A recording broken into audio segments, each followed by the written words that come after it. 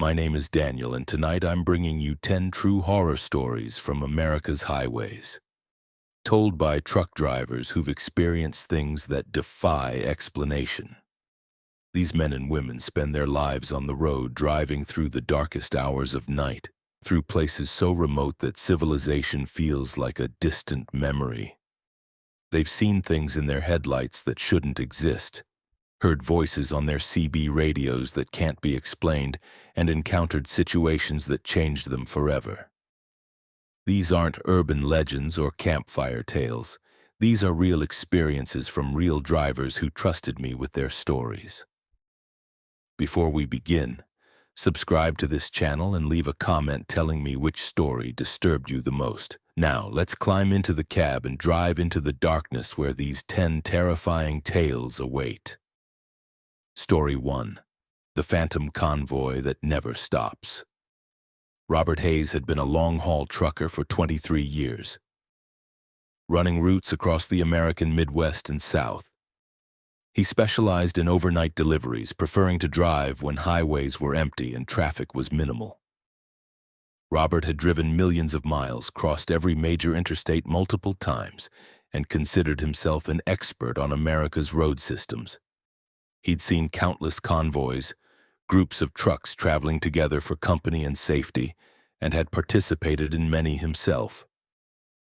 But on a February night in 2023, Robert encountered a convoy that defied every law of physics and reason. A line of trucks that appeared behind him on an empty highway and followed him for 300 miles, matching his every move, never stopping, never breaking formation. And when Robert finally escaped them, he discovered they'd been following dozens of other drivers simultaneously, existing in multiple places at once. Robert left Memphis at midnight with a full load of automotive parts, heading to Dallas, a route he'd driven hundreds of times. The weather was clear and cold, roads were dry, and Robert expected a routine night of driving. He merged onto Interstate 40 westbound and settled into his usual rhythm, monitoring his speed, checking his mirrors, listening to talk radio to stay alert. For the first 2 hours, Robert saw very little traffic, just the occasional car or truck passing in the opposite direction. The highway was his, dark and empty, exactly how he preferred it. Around 2:30 a.m., somewhere between Little Rock and Fort Smith, Robert noticed headlights appear in his mirrors. Another truck, maybe half a mile back, traveling in the same direction. Robert didn't think much of it initially. Trucks often ended up traveling together on long stretches of highway, maintaining similar speeds, keeping loose formation.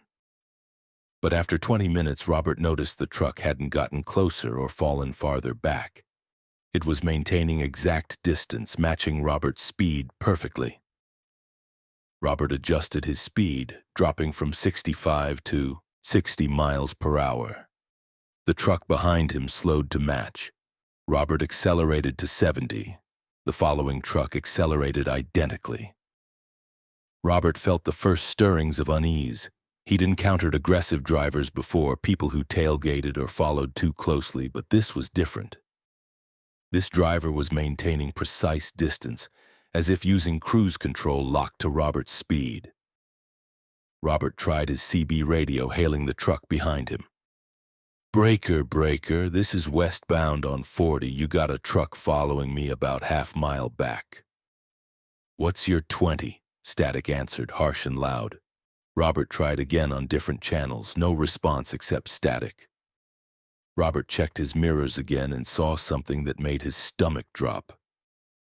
There were now 3 trucks behind him, all maintaining that same exact distance, all traveling in perfect formation. Robert's heart rate increased. 3 trucks, all following him in synchronized movement. Robert took an exit, a small town with a gas station, intending to pull off and let these trucks pass. But as Robert took the exit ramp, all 3 trucks took it with him, still maintaining formation. Robert pulled into the gas station parking lot, and the 3 trucks pulled in behind him, arranging themselves in a semicircle that blocked his exit. Robert sat in his cab, staring at the trucks in his mirrors. All three had their engines running, headlights on, but Robert couldn't see anyone in the cabs. The windows were dark, impenetrable, showing no drivers. Robert grabbed his phone to call for help, but he had no signal despite being in a town with visible cell towers. Robert tried his CB radio again, calling for anyone in the area. The static cleared momentarily, and Robert heard a voice, mechanical and wrong, like multiple people speaking in perfect unison. "We follow the roads. We are the roads. Join the convoy." The transmission ended, replaced by static. Robert felt terror overwhelming his confusion. These weren't normal trucks. Whatever was driving them wasn't human. Robert made a desperate decision. He started his engine and drove directly at the gap between two of the blocking trucks, hoping to force his way out. As Robert accelerated toward them, the two trucks rolled backwards smoothly, opening the gap just enough for Robert to pass through. Robert shot out of the parking lot and back onto the highway, pushing his truck to 80 miles per hour, faster than was safe with a full load. He checked his mirrors and saw the three trucks merge back onto the highway behind him, resuming their formation, still matching his speed exactly. Robert drove in panic for the next hour, the three trucks following relentlessly. Then Robert saw more headlights joining from an on-ramp. Two more trucks merged onto the highway and fell into formation behind the first three. 5 trucks now, all following Robert in perfect synchronization. Over the next 30 minutes, more trucks joined until Robert counted 12 trucks behind him, all traveling in 2 parallel lines of 6, maintaining exact spacing and speed. Robert felt like he was leading a funeral procession, except the deceased was still alive and driving, and the mourners were something that wore the shape of trucks but wasn't trucks at all. Robert tried everything he could think of to lose them. He took random exits and re-entered the highway. The convoy followed. He drove into rest areas. The convoy waited at the entrance, blocking any escape. He varied his speed wildly, accelerating and braking erratically. The convoy matched every change perfectly, as if all 12 trucks were connected to Robert's own vehicle, controlled by the same system. Robert realized with growing horror that he was trapped, that these phantom trucks had locked onto him somehow and wouldn't release him until something happened, until some condition was met that Robert didn't understand. Around 5 a.m., as dawn began to lighten the eastern sky, Robert noticed the convoy starting to change. The trucks were fading, becoming translucent, as if they were dissolving in the growing light. Robert pushed his speed higher, racing toward sunrise, hoping that daylight would banish whatever these things were. As the sun broke over the horizon, the phantom convoy vanished completely, all 12 trucks disappearing simultaneously, as if they'd never existed. Robert's highway was suddenly empty again, no vehicles behind him. No evidence that anything had been following him for the past 3 hours. Robert pulled into the next truck stop and collapsed in his cab, shaking and exhausted. He spent an hour there drinking coffee, trying to process what had happened. Other drivers came and went, and Robert wanted to ask if anyone else had seen the phantom convoy, but he couldn't find words to describe the experience without sounding insane.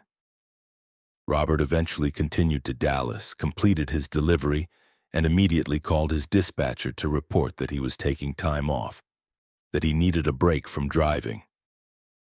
But Robert couldn't leave it alone. He started researching, looking for reports from other drivers who'd encountered similar phenomena. What Robert discovered made his blood run cold. Dozens of truckers had reported being followed by phantom convoys, lines of trucks that appeared from nowhere, followed for hours, then vanished at dawn. The reports came from all over the country, different highways, different states, but always the same pattern. Trucks that moved in perfect formation, that couldn't be escaped, that disappeared in daylight. Some drivers reported that the phantom trucks had caused them to crash, forcing them off roads or into other vehicles. Others reported that drivers who'd been followed by the convoy had disappeared. their trucks found abandoned on shoulders with engines still running and no sign of the drivers. Robert found something even more disturbing in his research. Several drivers claimed they'd seen faces in the phantom truck cabs when the vehicles got close enough and the faces weren't human. They described distorted features, too many eyes, mouths that were too wide, expressions that suggested awareness and malevolence. One driver claimed he'd been forced to stop by the phantom convoy, and when the trucks had surrounded his vehicle, figures had emerged from the cabs, tall and thin, with movements that didn't match human anatomy. The driver had managed to escape, but he'd quit trucking immediately afterward and refused to elaborate on what he'd seen. Robert discovered online forums where drivers shared information about the phantom convoy, tracking sightings and trying to identify patterns. Some drivers believed the convoy was supernatural, ghosts of truckers who died in accidents and now haunted the highways. Others thought it was something extraterrestrial, vehicles from another dimension that occasionally intersected with ours. A few suggested it was a government experiment, autonomous trucks being tested secretly on public roads. But none of these explanations fully accounted for the convoy's behavior, for the way it could appear and disappear, for the mechanical voices on CB radios, for the simultaneous sightings in multiple locations hundreds of miles apart. Robert became obsessed with understanding the phantom convoy. He modified his route to drive through areas where sightings had been reported most frequently. He installed additional cameras on his truck, hoping to capture footage of the phenomenon. For months, Robert drove without encountering the convoy again, and he started to think maybe it had been a one-time experience, a hallucination brought on by fatigue or stress. But then on a September night in 2023, Robert was driving through Oklahoma on Interstate 35 when he saw headlights appear in his mirrors again. This time, Robert was prepared. He had cameras recording from multiple angles, had his CB radio set to record all transmissions, had his phone ready to document everything. The phantom convoy assembled behind him just as it had before, trucks appearing from on-ramps and merging into perfect formation. Robert counted 15 trucks this time, more than the previous encounter. Robert drove steadily, not trying to escape, just documenting. He spoke into his voice recorder, describing everything he was seeing, noting times and locations. The convoy followed him for 2 hours, and Robert captured all of it on camera. Then something new happened. One of the phantom trucks pulled alongside Robert, matching his speed in the left lane. Robert looked over and for the first time saw clearly into the cab of a phantom truck. What he saw made him want to scream. The driver's seat was occupied, but not by anything human. The figure was vaguely humanoid, but its proportions were wrong. Limbs too long, head too large, and its skin had a quality that suggested it wasn't skin at all, but something else, something that moved and rippled like liquid. The figure turned to look at Robert, and Robert saw its face, multiple eyes arranged in a pattern that hurt to look at, a mouth that opened vertically instead of horizontally, revealing depths that seemed to go on forever. The figure reached one elongated hand toward its window, placing it against the glass, and Robert felt a sensation in his mind, a presence pushing into his thoughts, trying to communicate something. Robert heard words that weren't spoken aloud, concepts that didn't translate into language. The figure was telling Robert that the convoy was eternal, that it had been traveling these roads since roads existed, that it would continue traveling until roads disappeared. The convoy wasn't haunting highways, it was part of highways, an essential element of the road system that most people never saw, but that was always present, moving through the spaces between normal traffic. The figure told Robert that drivers who joined the convoy voluntarily could travel forever, could see all roads, could exist in multiple places simultaneously. But drivers who resisted, who tried to escape, would be pursued until they broke until they crashed or disappeared or went mad from the stress of being eternally followed. The figure was offering Robert a choice: join the convoy willingly and become part of something infinite, or continue resisting and face escalating harassment every time he drove at night. Robert screamed at the figure to leave him alone, to let him drive in peace, that he wanted nothing to do with their eternal convoy. The figure tilted its head in what might have been disappointment or amusement. Then its truck accelerated ahead and merged back into formation with the convoy. The entire convoy accelerated simultaneously, pulling ahead of Robert, and within minutes they disappeared into the distance, traveling at speeds that should have been impossible for loaded trucks. Robert never saw them again, but Robert's cameras had captured nothing. Every angle, every recording showed only empty highway. The convoy was invisible to electronic sensors, existing only in human perception. Robert couldn't prove what he'd experienced. He had only his own memory and the lingering sensation of that presence in his mind, those inhuman thoughts that had touched his consciousness. Robert quit long-haul trucking after that second encounter. He couldn't risk a third meeting, couldn't risk the convoy deciding to escalate its harassment or force him to join. Robert now works as a local delivery driver, short routes that keep him close to home, that never require overnight driving. But Robert thinks about the phantom convoy constantly, wonders about the drivers who've accepted the offer to join, wonders what it means to exist in multiple places simultaneously, to travel eternal roads that intersect with normal highways but extend into dimensions human geography doesn't map. And Robert knows that somewhere, out there on dark stretches of interstate in the hours before dawn, the phantom convoy is still rolling, still recruiting, still following drivers who catch their attention, offering a choice between infinite travel and escalating terror, between joining something incomprehensible and spending the rest of their driving lives looking in mirrors, wondering when the headlights will appear again. Story 2. The truck stop that charges your soul. Catherine Moore had been driving trucks for 18 years, hauling refrigerated goods across the southern states. She was known for her reliability, her perfect safety record, and her ability to complete long routes on tight schedules. Catherine was practical and no-nonsense, dismissive of superstition and focused on the mechanics of her job. She'd stopped at hundreds of truck stops throughout her career, knew which ones had the best food, the cleanest facilities, the most secure parking. But in March of 2023, Catherine pulled into a truck stop in Louisiana that she'd never seen before. A place that looked ordinary but operated on rules that weren't quite normal. A facility where fuel and food were free but payment was extracted in ways that Catherine didn't understand until it was too late. Catherine was driving from Houston to Jacksonville with a load of frozen seafood, a route she'd completed dozens of times. It was 11 p.m. when Catherine started feeling the fatigue of 8 hours of continuous driving. She knew there was a familiar truck stop about 30 miles ahead where she usually stopped for fuel and coffee. But Catherine saw a sign she didn't recognize advertising a truck stop at the next exit, promising fuel, food, and showers all available.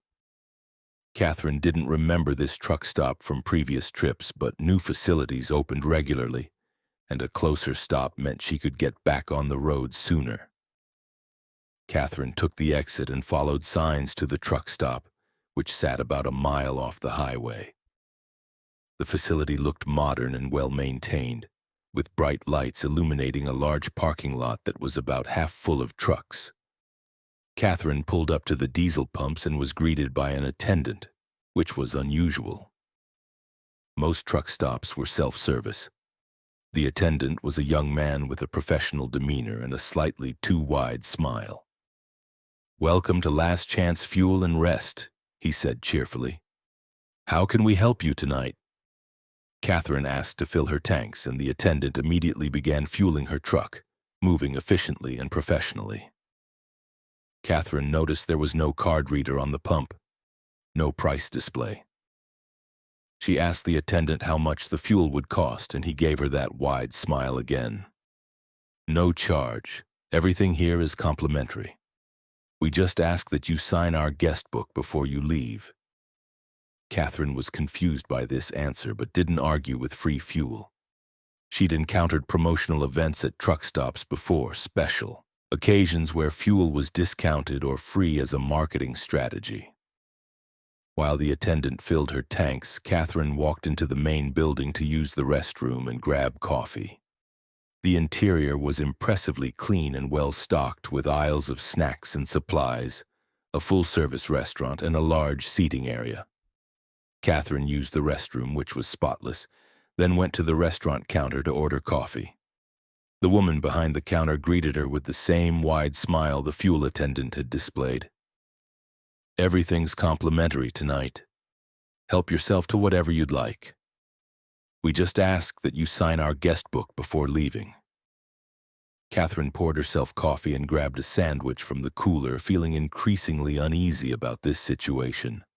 Nothing in business was truly free. There had to be a catch, some kind of promotional requirement or marketing survey she'd be expected to complete. Catherine sat in the dining area and observed other truckers in the facility. About a dozen drivers were scattered around, eating, drinking coffee, some sleeping in booths. None of them seemed concerned or confused by the free service. They all looked relaxed, almost too relaxed, with expressions that suggested deep contentment or possibly exhaustion.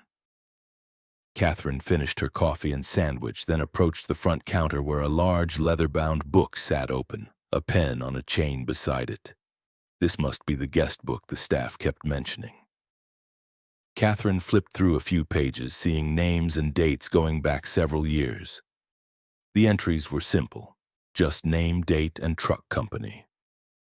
Catherine hesitated, feeling that signing this book was somehow more significant than it appeared, that putting her name in this ledger would commit her to something she didn't understand. But she'd already accepted free fuel and food. Refusing to sign seemed petty and ungrateful. Catherine wrote her name, the date, and her company in the book.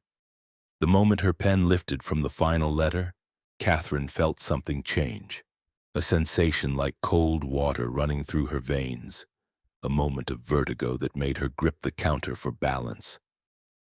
The woman behind the counter smiled even wider. "Thank you for visiting Last Chance. We hope you'll stop again." Catherine nodded, still feeling disoriented, and walked quickly back to her truck. The fuel attendant had finished filling her tanks and was waiting beside her cab. All set. "Drive safe out there. The roads can be dangerous at night." Catherine climbed into her truck and pulled out of the truck stop, merging back onto the highway. She felt strange, disconnected somehow, as if she was watching herself drive rather than actually doing it. The sensation faded after about 20 minutes, and Catherine dismissed it as fatigue or the after effects of too much coffee. She continued toward Jacksonville, making good time, her delivery schedule still on track. Everything seemed normal for the next several hours. Catherine drove through the night, crossed into Florida, and approached Jacksonville as the sun rose. But when Catherine arrived at her delivery location and checked her logbook, she discovered something impossible. According to her electronic logging device, she'd driven for 14 hours straight without stopping. But Catherine clearly remembered stopping at the truck stop, remembered fueling up, eating, resting for at least 45 minutes. Her log showed no record of any stop. Catherine checked her fuel gauge. Her tanks were nearly empty, showing she'd burned through fuel at a normal rate for 14 hours of driving. But Catherine knew she'd gotten fuel at Last Chance. Her tanks should be full or nearly full. Catherine delivered her load and immediately called her company to report the discrepancy in her logs. Her dispatcher reviewed the electronic data and confirmed no stop was recorded. The GPS tracking on Catherine's truck showed she'd driven continuously from Houston to Jacksonville with no detours or stops. Catherine insisted she'd stopped for fuel, described the truck stop in detail. Her dispatcher searched for truck stops at the exit Catherine described. Nothing came up. No facility was registered at that location. The dispatcher suggested Catherine had pulled over briefly on the shoulder and was misremembering it as a full stop at a truck stop. Catherine knew what she'd experienced. She'd been at that truck stop, had walked through it, had eaten and drunk coffee. But her truck systems, her logs, all evidence suggested she'd never stopped at all. Catherine started researching, looking for information about Last Chance Fuel and Rest. She found nothing. No website, no reviews, no business registration. Catherine searched online forums for truckers and found something that made her stomach drop. Other drivers had reported experiences identical to hers, stopping at a truck stop called Last Chance, receiving free fuel and food, signing a guest book, then discovering later that according to their logs and fuel consumption, they'd never stopped at all. The forum discussions described drivers experiencing strange effects after visiting Last Chance. Some reported feeling constantly tired no matter how much they slept. Others described their luck changing as if they'd used up some reservoir of good fortune. Several drivers reported accidents or near accidents that seemed to happen with unusual frequency after visiting the truck stop. One driver claimed he'd aged rapidly after signing the guest book, developing health problems that shouldn't have appeared for another decade. The common theme in all reports was that Last Chance didn't charge money for its services. It charged something else, something the drivers didn't realize they were giving until it was already taken. Catherine began experiencing the effects about 2 weeks after her stop at Last Chance. She started feeling exhausted constantly, sleeping 8 or 9 hours but waking feeling like she hadn't slept at all. Her reaction time slowed. She made small mistakes while driving, errors she'd never made before in 18 years of professional experience. Catherine went to a doctor for a checkup and discovered her vital signs were all slightly off. Blood pressure higher than normal, heart rate irregular, as if her body was operating under constant stress. The doctor couldn't find any specific illness but recommended Catherine reduce her stress and get more rest. Catherine tried taking time off, spending a week at home doing nothing but sleeping and relaxing. But the exhaustion persisted. Catherine felt like something was draining her energy constantly, siphoning away her vitality.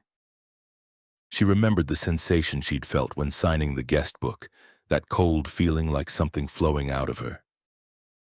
Catherine realized that Last Chance had taken something from her when she'd signed. Not money, not fuel, but something more fundamental. Life force, vitality, soul energy, whatever term applied to the essential quality that made a person feel alive and healthy. Catherine researched stories about places that fed on human energy, facilities that appeared normal but operated as traps for the unwary. She found references to similar phenomena in folklore, inns, and rest stops that promised free service but extracted payment in spiritual currency. Catherine wondered how many truck stops like Last Chance existed, scattered along America's highways, offering tired drivers exactly what they needed and charging them in ways they wouldn't understand until the damage was done. Catherine tried to find Last Chance again, thinking maybe if she returned and demanded her energy back, she could reverse the transaction. Catherine drove the same route from Houston toward Jacksonville, watching for the exit where she'd seen the sign for Last Chance. But the exit didn't appear. Catherine drove the route 3 times over 2 weeks, specifically looking for that truck stop. It was never there. The exit existed, but it led only to a rural road with no services. Catherine checked with other drivers who'd reported visiting Last Chance, and they all said the same thing. The truck stop appeared once, then could never be found again, as if it moved to different locations or only manifested for specific drivers at specific times. Catherine accepted that she'd never find Last Chance again, that she'd have to live with the consequences of signing that guest book. Over the following months, Catherine's exhaustion worsened. She felt her vitality draining steadily, as if Last Chance had established a permanent connection and was continuously drawing energy from her. Catherine's doctor recommended she quit driving, suggested her symptoms might be related to the stress of long-haul trucking. Catherine knew better but couldn't explain the real cause without sounding insane.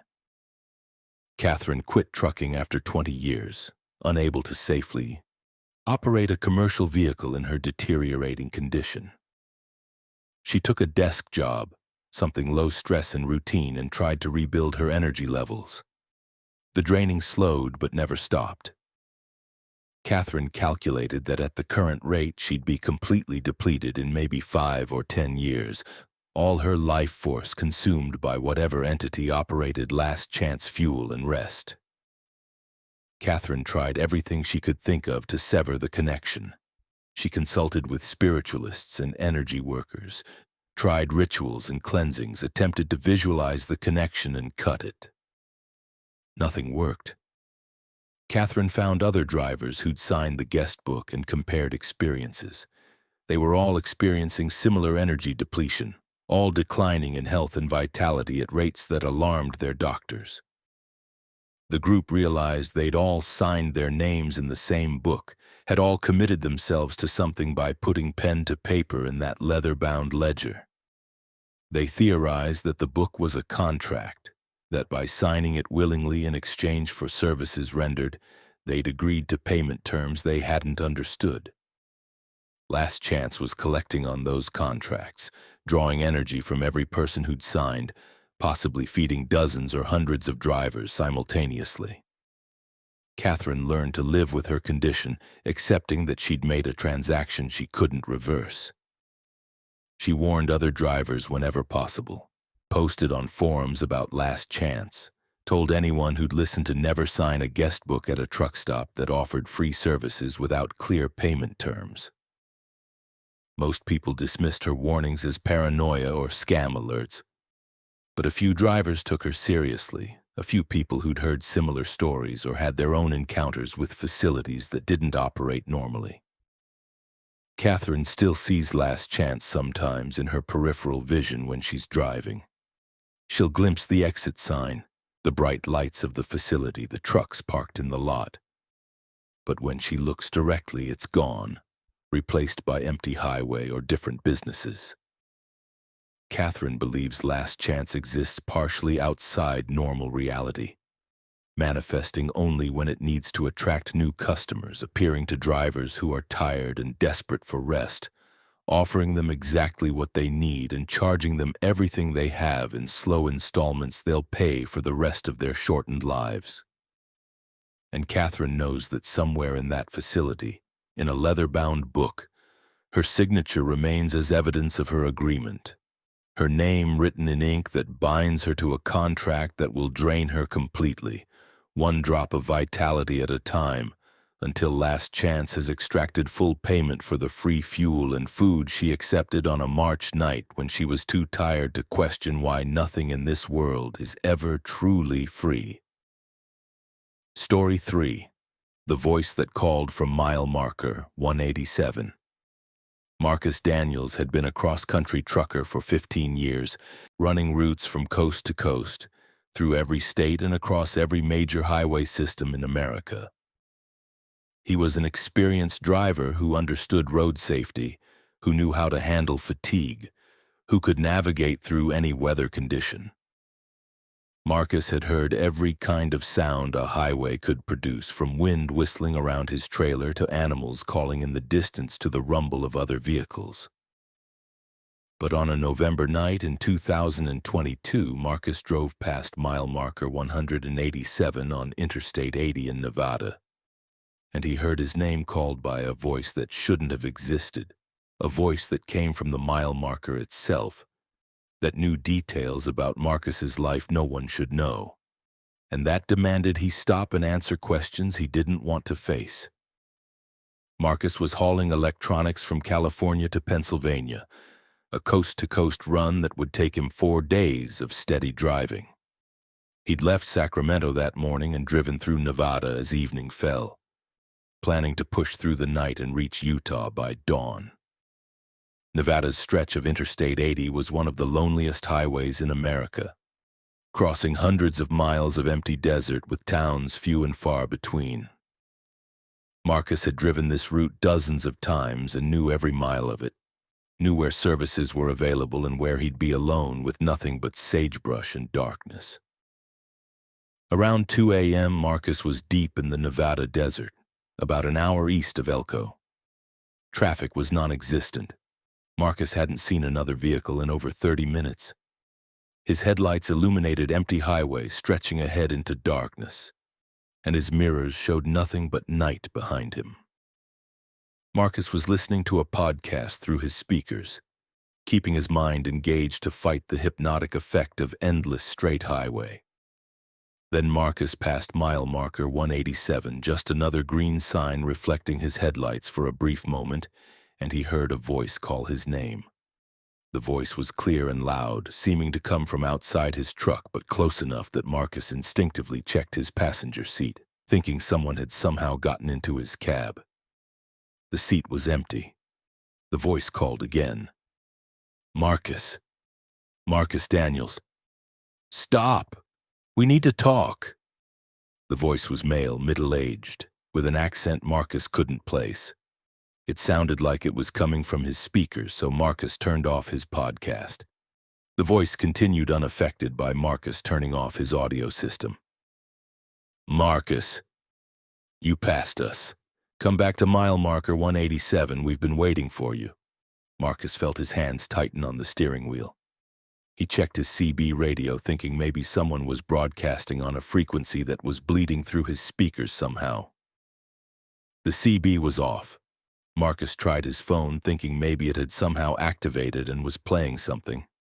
His phone screen was dark, no active applications. The voice was coming from nowhere Marcus could identify, seeming to originate from the air itself inside his cab. Marcus, don't ignore us. You know you need to come back. You know there are questions that need answering. Marcus accelerated, pushing his truck faster, trying to put distance between himself and mile marker 187. But the voice didn't fade or weaken as Marcus drove farther away. If anything, it got louder, more insistent. Marcus Daniels, born August 14, 1978. You were there when your father died. You made a choice that day. We need to discuss that choice. Marcus felt ice water flood his veins. His father had died 6 years ago from a heart attack, and Marcus had been there, had faced a terrible decision in those final moments. But no one knew the details of what had happened except Marcus. He'd never told anyone, had carried the guilt and uncertainty alone.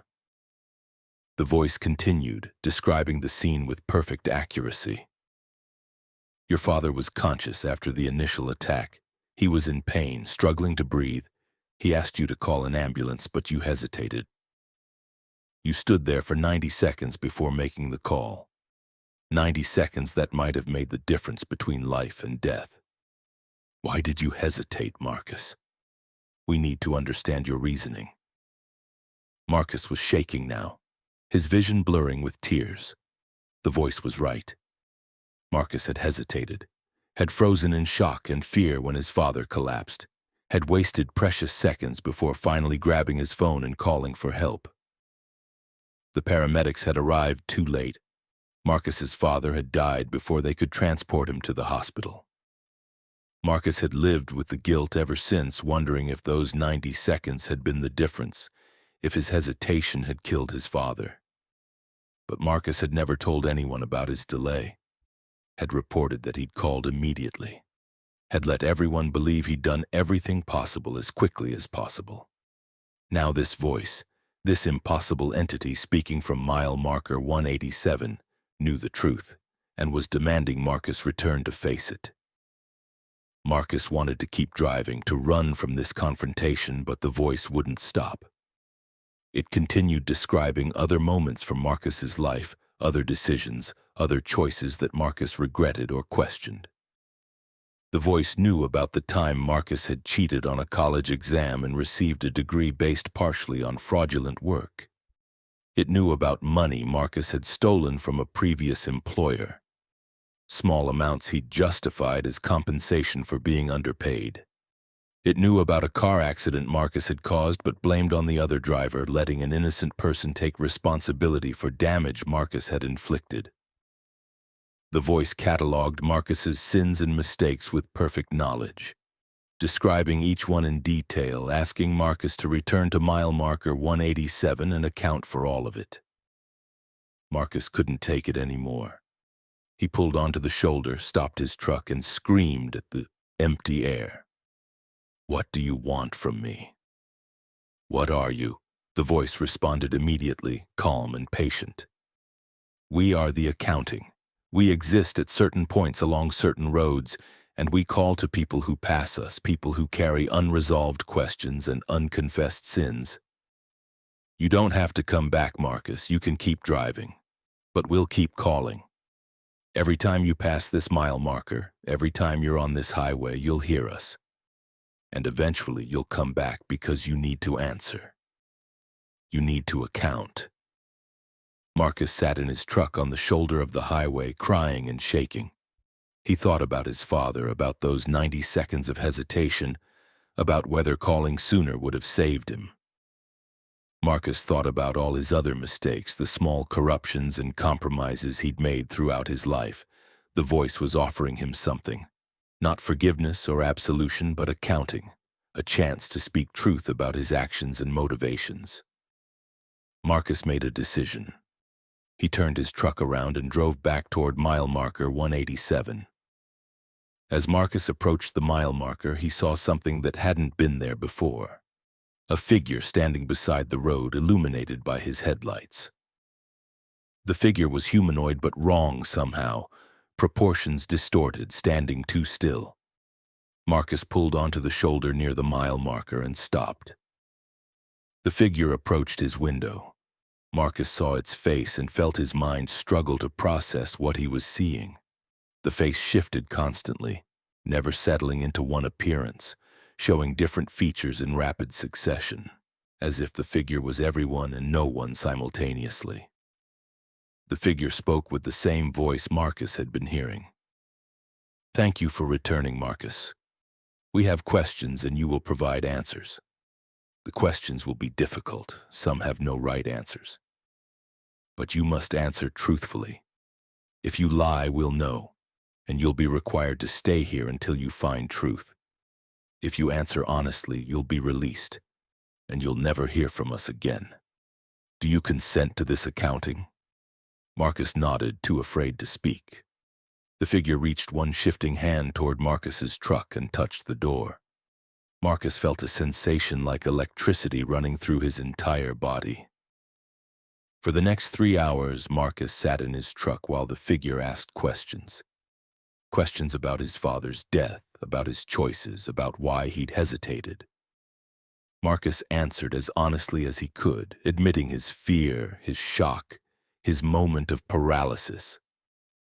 The figure asked about the exam he'd cheated on, the money he'd stolen, the accident he'd blamed on others. Marcus confessed to all of it, described his reasoning, his justifications, the moral compromises he'd made. The figure didn't judge or condemn. It just listened and asked follow-up questions, probing deeper into Marcus's motivations and thoughts. At some point during the questioning, Marcus realized the figure wasn't punishing him. It was conducting a genuine accounting, documenting Marcus's moral inventory with perfect precision. The figure explained that certain points on certain roads existed as checkpoints where truth had to be spoken, where people carrying too much hidden guilt or unexamined choices would be called to account. Mile marker 187 was one such point. The figure and others like it maintained these checkpoints, calling to specific travelers, conducting accountings that balanced cosmic books in ways humans couldn't fully understand. When the accounting was complete, the figure told Marcus he was free to go. His answers had been truthful enough. The figure warned him that truth and guilt weren't the same thing, that Marcus would still carry his regrets, but he'd now acknowledged them fully, and that acknowledgement had power. The figure stepped away from Marcus's truck and walked to the mile marker, where it seemed to merge with the sign itself, disappearing into the metal and paint. Marcus sat alone on the shoulder, exhausted and emotionally drained, but feeling something he hadn't felt in years. Clarity. He'd spoken truth about his worst moments, and the world hadn't ended. Marcus continued his drive to Pennsylvania, completing his delivery on schedule. But Marcus was changed. He thought constantly about the accounting, about the figure's questions, about the truths he'd spoken. Marcus began making amends where possible. He confessed to the employer he'd stolen from, offered to pay back the money with interest. He contacted the person who'd been blamed for the accident Marcus had caused, told the truth, and worked to correct the record. Marcus couldn't undo his father's death or those 90 seconds of hesitation, but he could acknowledge them honestly, could stop pretending he'd acted perfectly. Marcus drove past mile marker 187 many times over the following years. He never saw the figure again, never heard the voice calling his name. The accounting was complete. But Marcus told other drivers about his experience, warned them that certain mile markers held more than just numbers, that some points on highways existed as checkpoints for truth, as places where hidden sins would be called out and accounting demanded. Most drivers dismissed Marcus's story as fatigue-induced hallucination, but a few listened, a few who carried their own unspoken guilts, their own unexamined choices, and when those drivers passed mile marker 187 or other checkpoints like it, they heard voices calling their names, demanding they return and account for the truths they'd been avoiding, offering them the same terrible gift Marcus had received, the chance to speak fully about their worst moments and discover that acknowledgement, however painful, was better than endless hidden guilt. Story 4. The Hitchhiker Who Aged Backward. Dennis Walsh had been driving long-haul routes for 27 years, primarily running between the Midwest and the East Coast. He was known among other drivers as someone who would occasionally pick up hitchhikers despite company policy against it. Dennis believed in helping people who needed assistance, had given rides to dozens of stranded travelers over the years, and had never encountered serious problems. But in June of 2023, Dennis picked up a hitchhiker on a rural highway in Pennsylvania, and what happened during that ride made Dennis question everything he understood about time, aging, and mortality. Dennis was driving from Chicago to Baltimore with a load of machinery parts. It was late afternoon, and Dennis was making good time on a state highway through rural Pennsylvania, planning to connect to the interstate in about 30 miles. Dennis saw a figure on the shoulder ahead, thumb extended, asking for a ride. Dennis slowed down and pulled onto the shoulder about 50 feet past the hitchhiker, watching in his mirror as the person walked toward his truck. The hitchhiker was an elderly man, probably in his 70s or 80s, moving slowly and with obvious difficulty. Dennis felt sympathy for the man and was glad he'd stopped. The elderly man climbed into Dennis's cab with effort, breathing heavily from the exertion. "Thank you so much for stopping," the man said in a voice that was weak and raspy. "I've been walking for hours. My car broke down about 5 miles back, and I've been trying to find help." The man looked genuinely exhausted, his face deeply lined, his hands shaking slightly. Dennis asked where the man was headed, and the man said he was trying to reach a town about 40 miles away where his daughter lived. Dennis confirmed he was traveling in that direction and would be happy to give the man a ride. They drove in silence for several minutes, the elderly man resting with his eyes closed, catching his breath. Then Dennis noticed something strange. The man looked different than he had when he'd climbed into the cab. The lines on his face seemed less deep. His skin looked less weathered.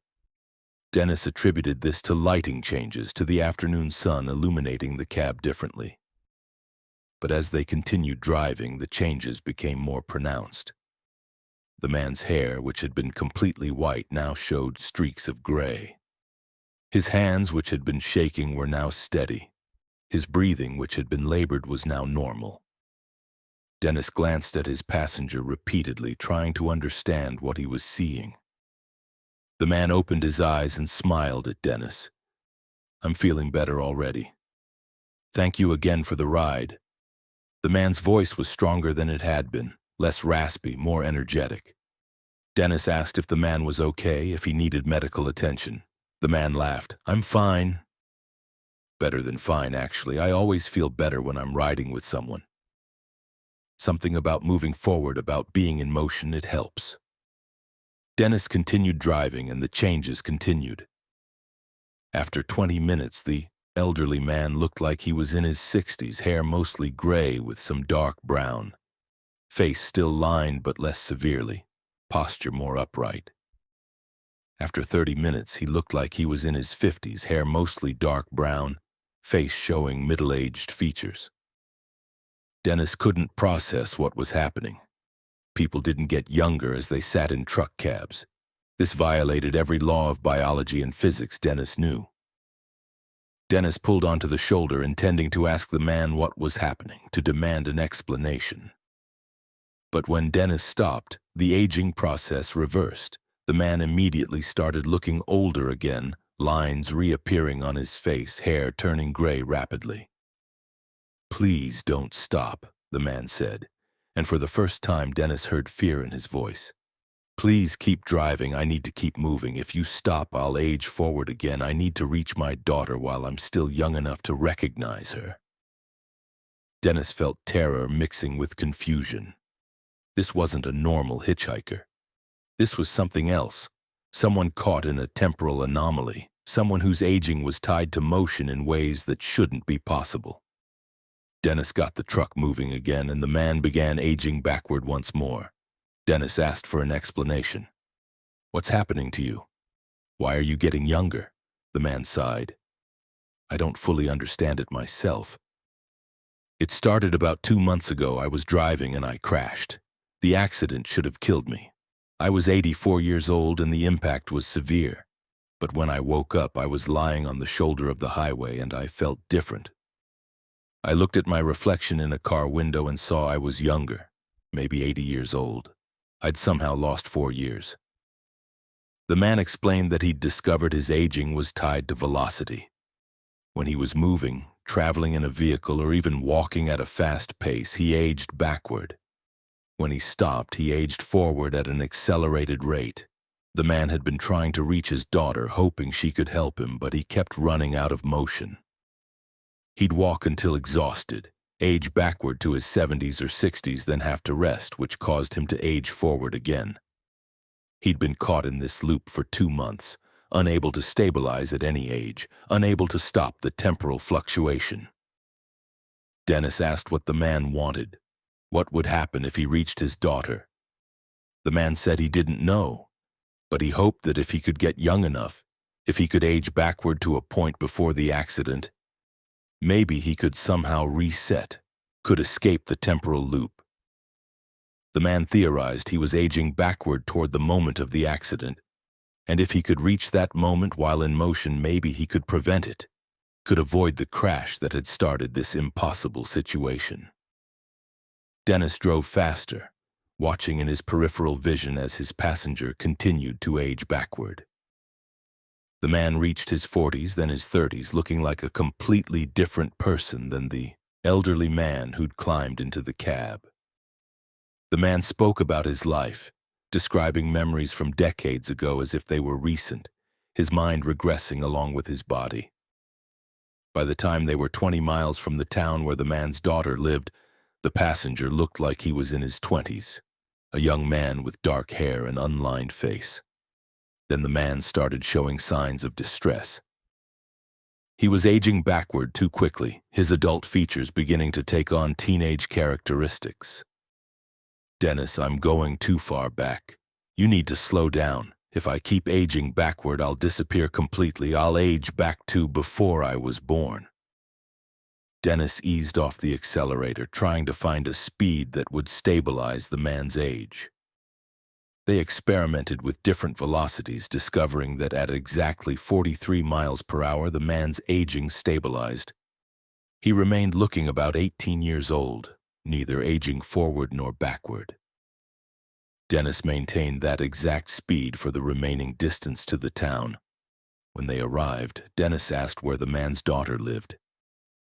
The man directed Dennis to a house on the edge of town. Dennis pulled into the driveway and stopped, knowing that stopping would cause the man to age forward again. The young-looking passenger climbed out of the cab quickly. "Thank you. I don't know if this will help, but I had to try."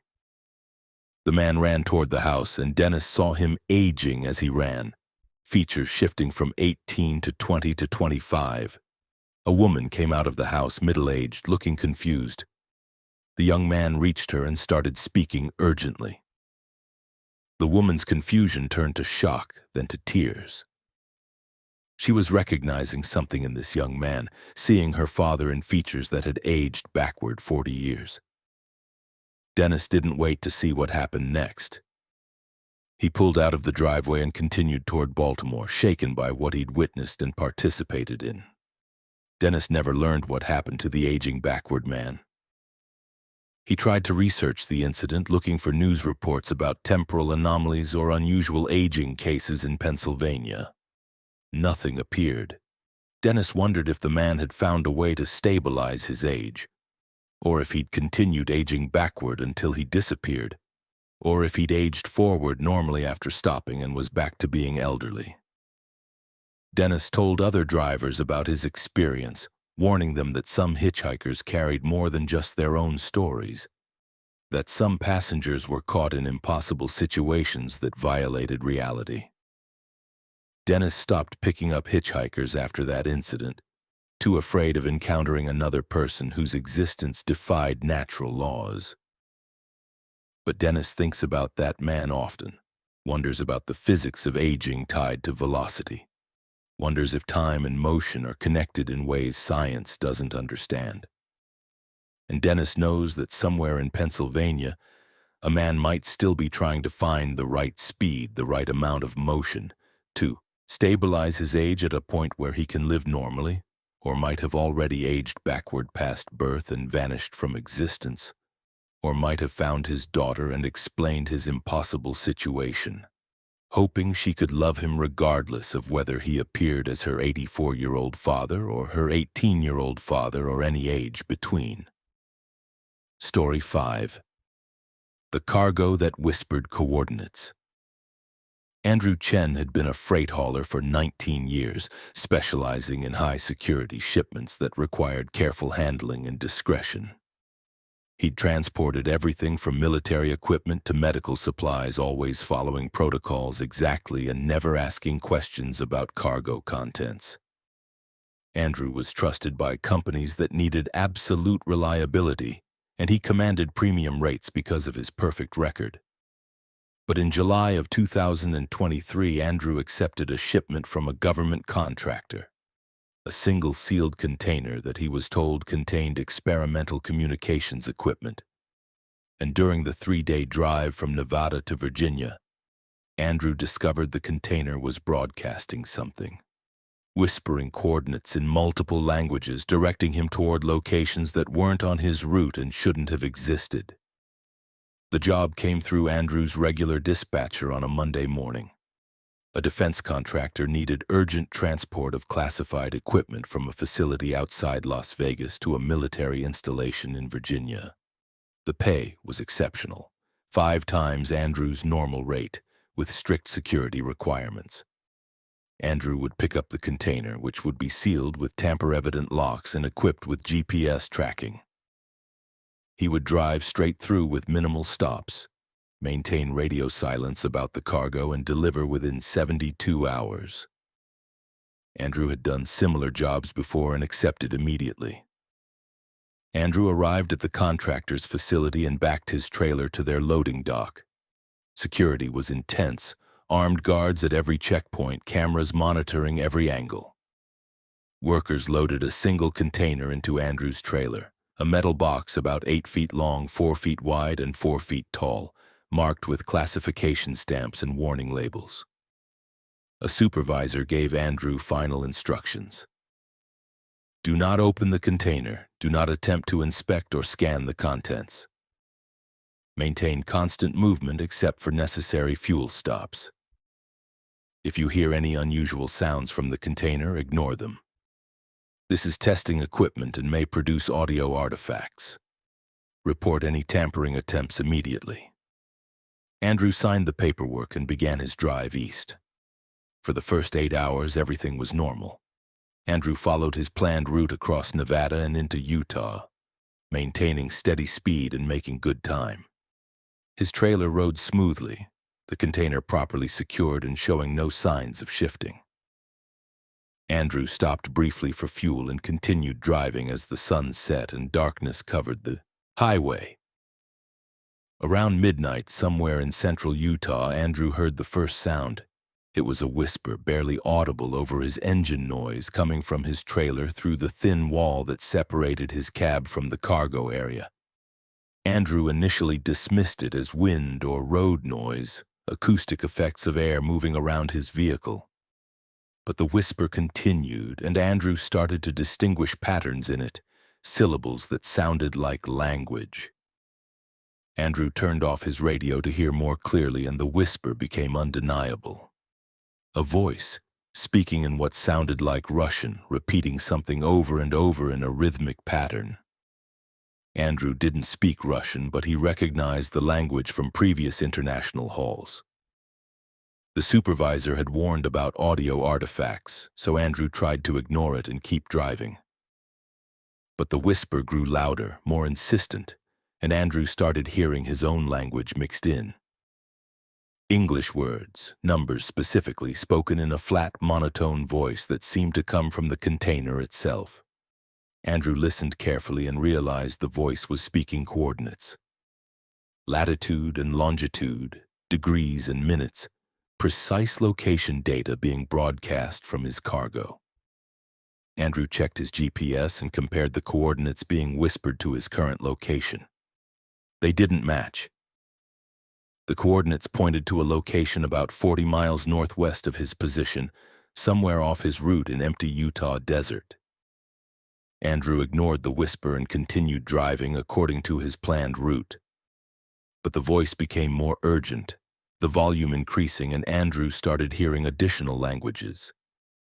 Spanish, Chinese, Arabic, languages Andrew couldn't identify, all speaking the same coordinates in different tongues, as if the container was trying to communicate with anyone who might understand. The whisper continued for an hour, speaking only those coordinates in rotating languages. Then it changed.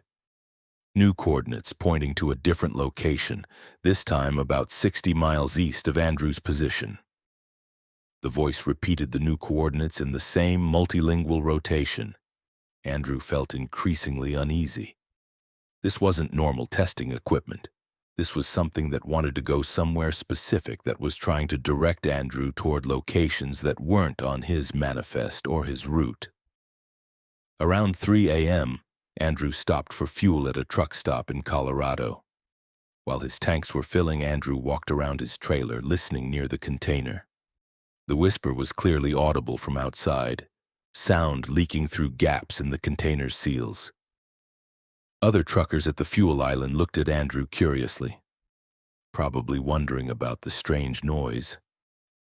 Andrew quickly finished fueling and got back on the road, embarrassed and concerned that someone might report unusual sounds to authorities.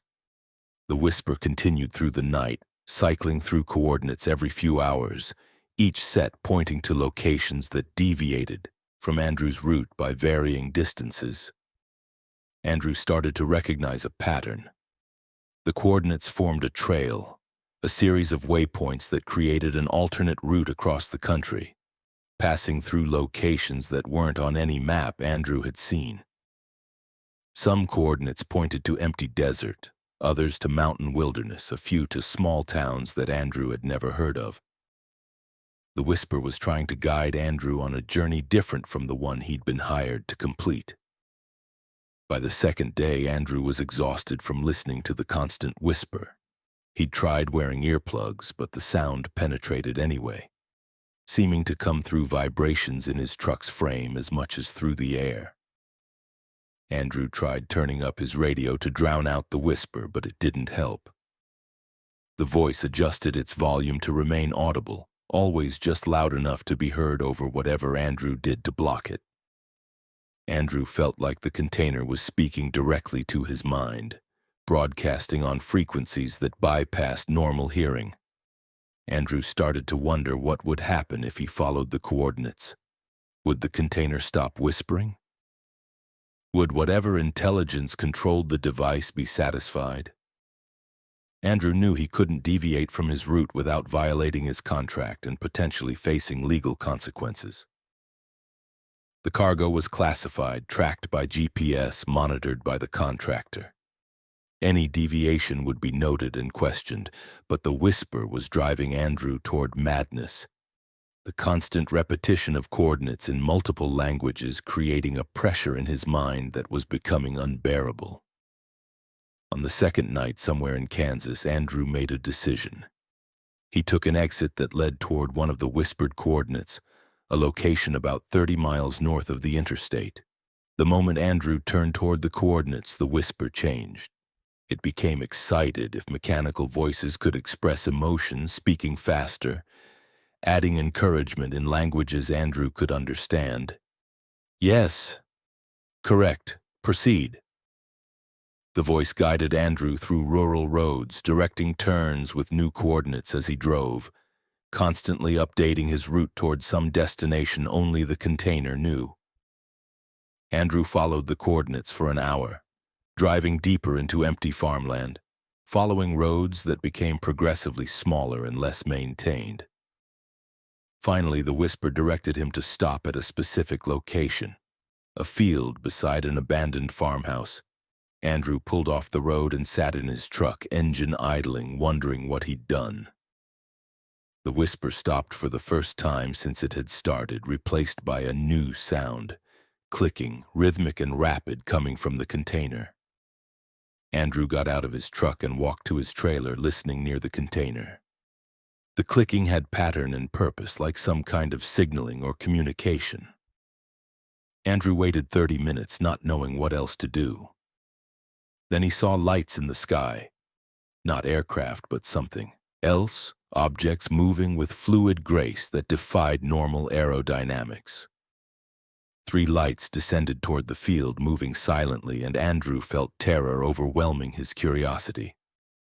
He'd followed the container's whispers to a meeting point, and something was coming to collect it or communicate with it. Andrew climbed back into his cab and started to drive away, but his truck wouldn't move. The engine was running, but the transmission wouldn't engage, as if something was holding his vehicle in place. The lights landed in the field about 200 feet from Andrew's truck, resolving into shapes that Andrew's mind struggled to process. Not saucers or triangles, but geometric forms that seemed to exist in more dimensions than Andrew could perceive. Surfaces that reflected light in impossible ways. Andrew sat frozen in his cab, watching as something emerged from the shapes.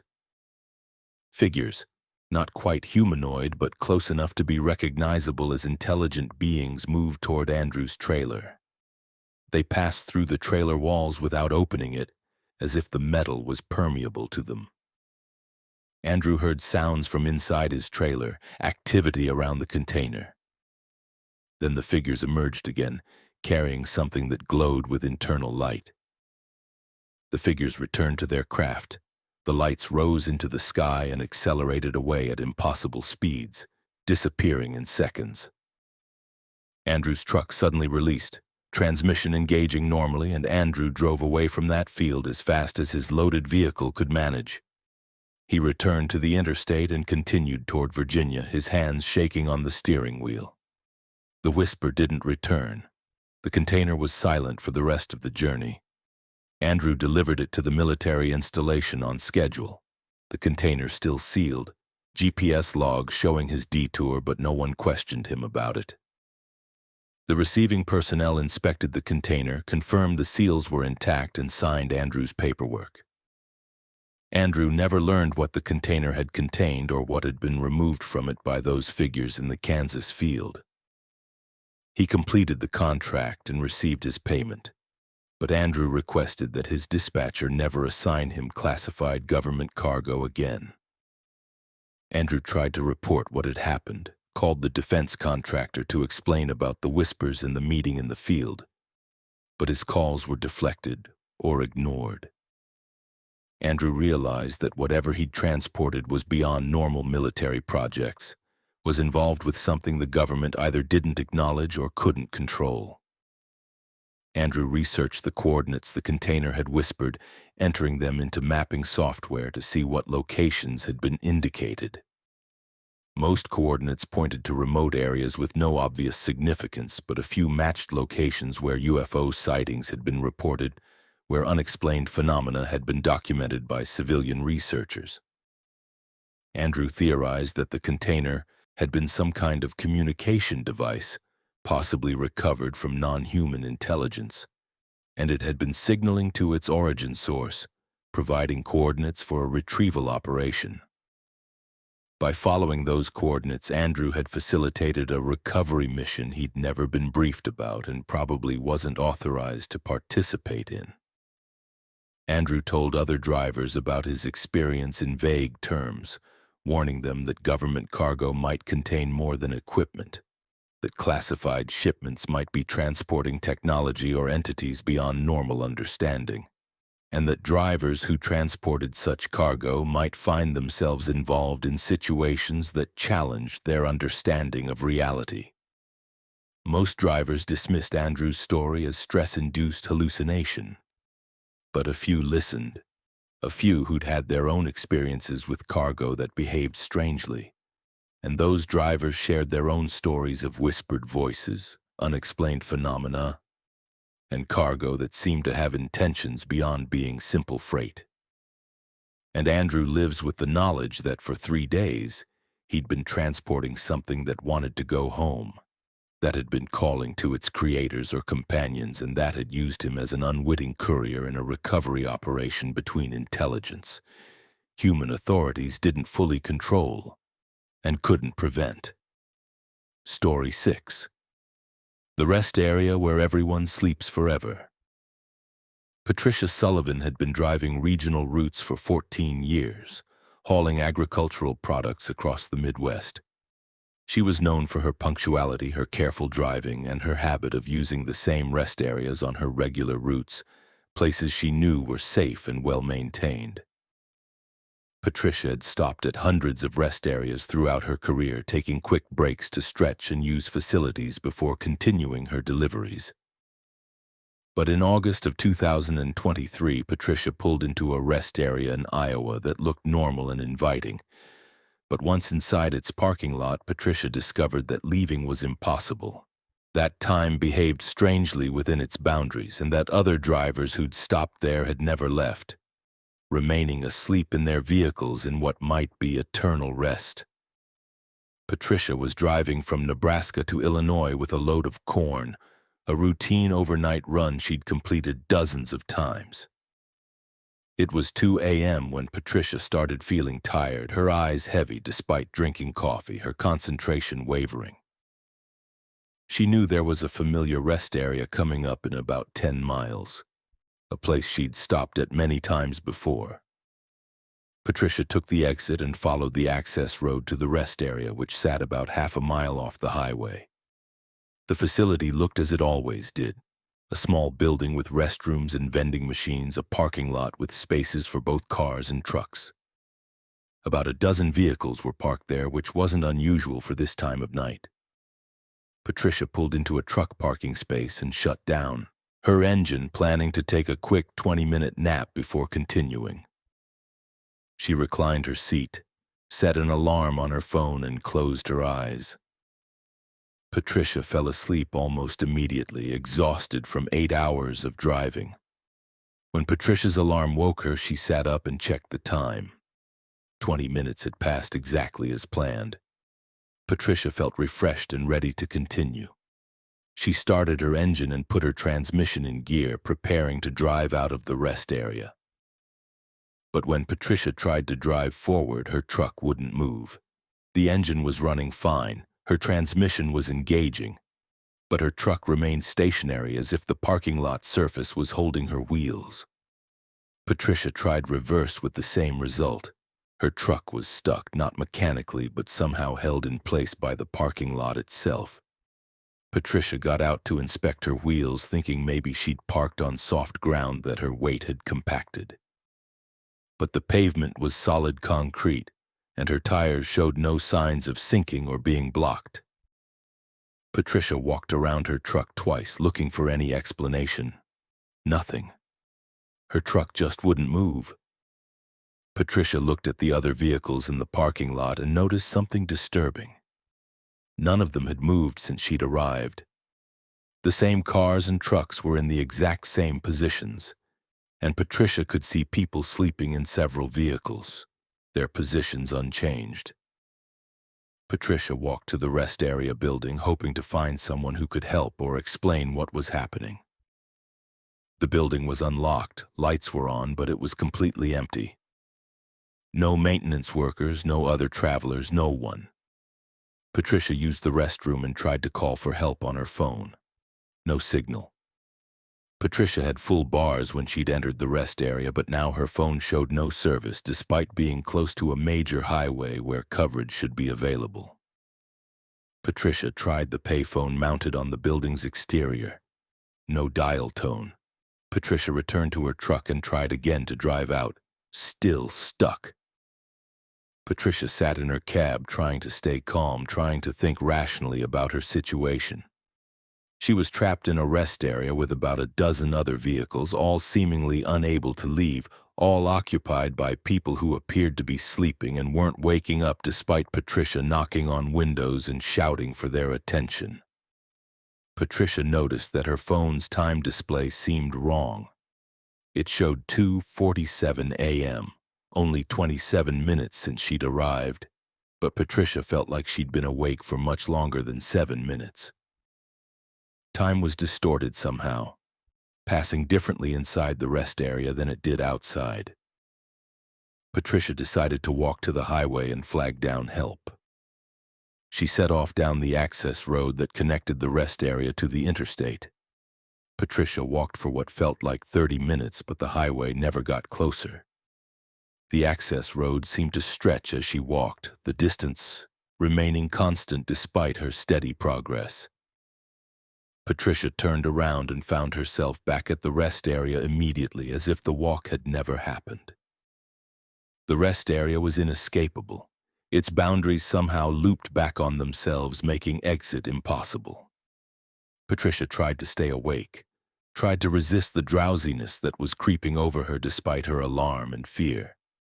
But the rest area seemed to induce sleep, made staying conscious increasingly difficult. Patricia fought it for hours, drinking coffee from vending machines that worked despite the building being otherwise abandoned, pacing around the parking lot, doing anything to stay active. But eventually, exhaustion won. Patricia fell asleep in her truck around what her phone claimed was 4 a.m., though Patricia had no idea how much real time had passed.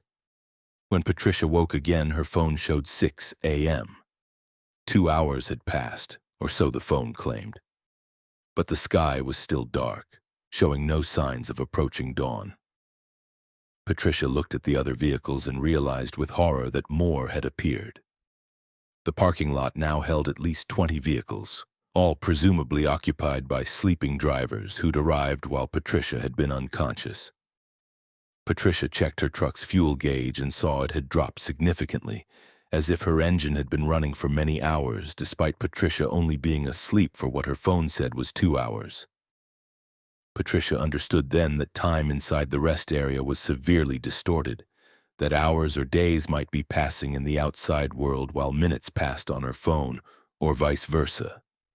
The rest area existed in a temporal bubble where normal time didn't apply, where drivers who stopped to rest might sleep for what felt like minutes but was actually weeks or months or longer. Patricia thought about the other drivers, the ones who'd been parked there when she arrived, who hadn't moved or woken despite Patricia's attempts to rouse them. Were they dead? Or were they still sleeping, trapped in dreams that felt like normal rest but would continue forever? Patricia tried everything she could think of to escape. She attempted to drive her truck in circles, hoping speed or momentum might break whatever force held her in place. She tried pushing her truck manually, though moving a loaded semi by hand was impossible. She tried removing her wheels, thinking if she couldn't drive, she might be able to walk out while leaving her truck behind. Nothing worked. The rest area had her completely, and Patricia felt her consciousness fading again despite her efforts to stay awake. The place induced sleep, made rest inevitable, and Patricia feared that if she slept again, she might not wake up, might join the other drivers in whatever eternal slumber they were experiencing. Patricia managed to stay awake for what her phone said was another day, though the sky remained in perpetual darkness and Patricia had no way to verify actual time passage. She survived on vending machine food and water, maintained alertness through constant movement, but she could feel herself weakening. The rest area wanted her to sleep, wanted all drivers to rest here permanently, and resisting that pull required energy Patricia didn't have indefinitely. Around what her phone claimed was midnight on her second day in the rest area, Patricia finally couldn't fight anymore. She collapsed into her bunk and fell into deep sleep, certain she wouldn't wake again. Certain the rest area had claimed her like all the others, but Patricia did wake. She opened her eyes to bright sunlight streaming through her windshield, and when she looked around, she saw she was parked at a different rest area, a familiar place about 50 miles east of where she'd been trapped. Patricia's truck engine was running. Her transmission was in park, and according to her phone, 3 weeks had passed since she'd pulled into that Iowa rest area. 3 weeks during which Patricia had been missing, her company searching for her, police investigating her disappearance. Patricia had no memory of how she'd gotten to this new location, had no explanation for the lost time beyond what she'd experienced in the trap rest area. Patricia reported her experience to police, who were skeptical but relieved she was alive. They investigated the Iowa rest area where Patricia claimed she'd been trapped. Officers found it completely normal, no stuck vehicles, no sleeping drivers, no evidence of anything unusual. Patricia insisted she'd been there, that other drivers were trapped, but authorities found nothing to support her claims. Patricia's company was understanding, attributed her experience to stress-induced breakdown, and gave her time off to recover. But Patricia knew what she'd experienced was real, that the rest area had trapped her, and that she'd somehow been released after 3 weeks for reasons she didn't understand. Patricia researched disappearances of truck drivers and found disturbing patterns. Dozens of drivers had vanished from rest areas over the years, their trucks found with engines running and no signs of the drivers. Some were found later with no memory of missing time. Others were never found. Patricia believes these drivers had all stopped at temporal trap rest areas, places that existed partially outside normal time, that held vehicles and occupants indefinitely, releasing them randomly or never at all. Patricia quit truck driving, unable to risk stopping at rest areas again, unable to trust that any facility was safe. And Patricia knows that somewhere in Iowa, a rest area looks normal and inviting with parking spaces and facilities and vending machines, but anyone who stops there might never leave, might sleep forever in a parking lot where time doesn't pass normally, where dawn never comes, and where escape is impossible for reasons no one fully understands. Story 7. The mirror truck that drives in reverse. Leonard Foster had been a truck driver for 21 years, hauling fuel and chemicals across the western states. He was an experienced driver who understood tanker dynamics, knew how to handle the unique challenges of liquid cargo that shifted and sloshed, and had never had an accident or serious incident in over 2 decades of professional driving.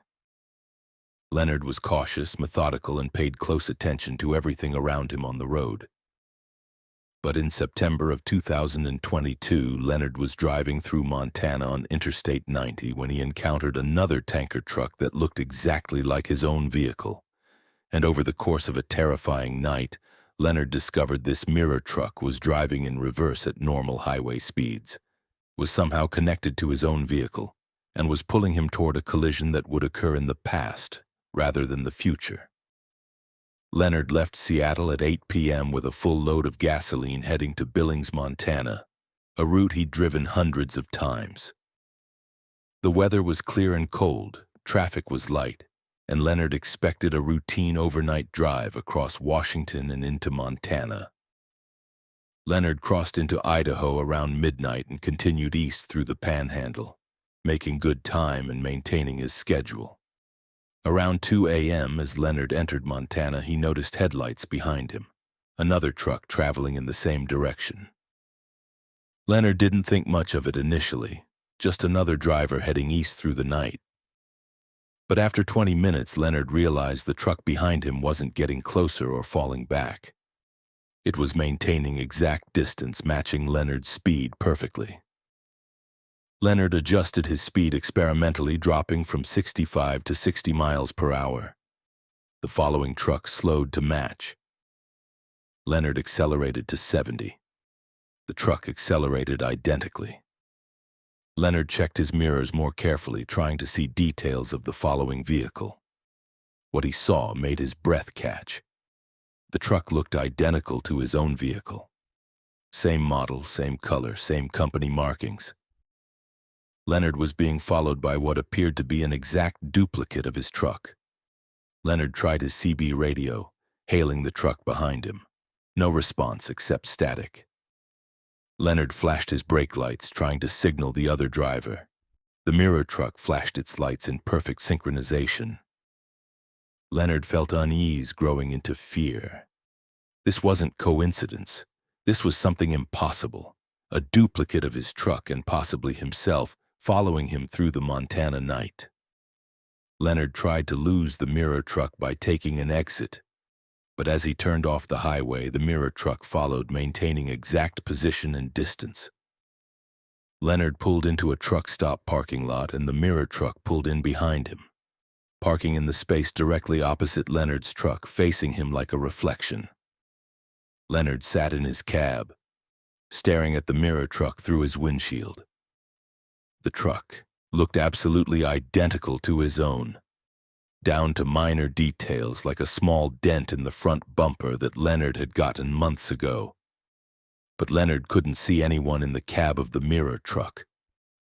The windows were dark, showing no driver.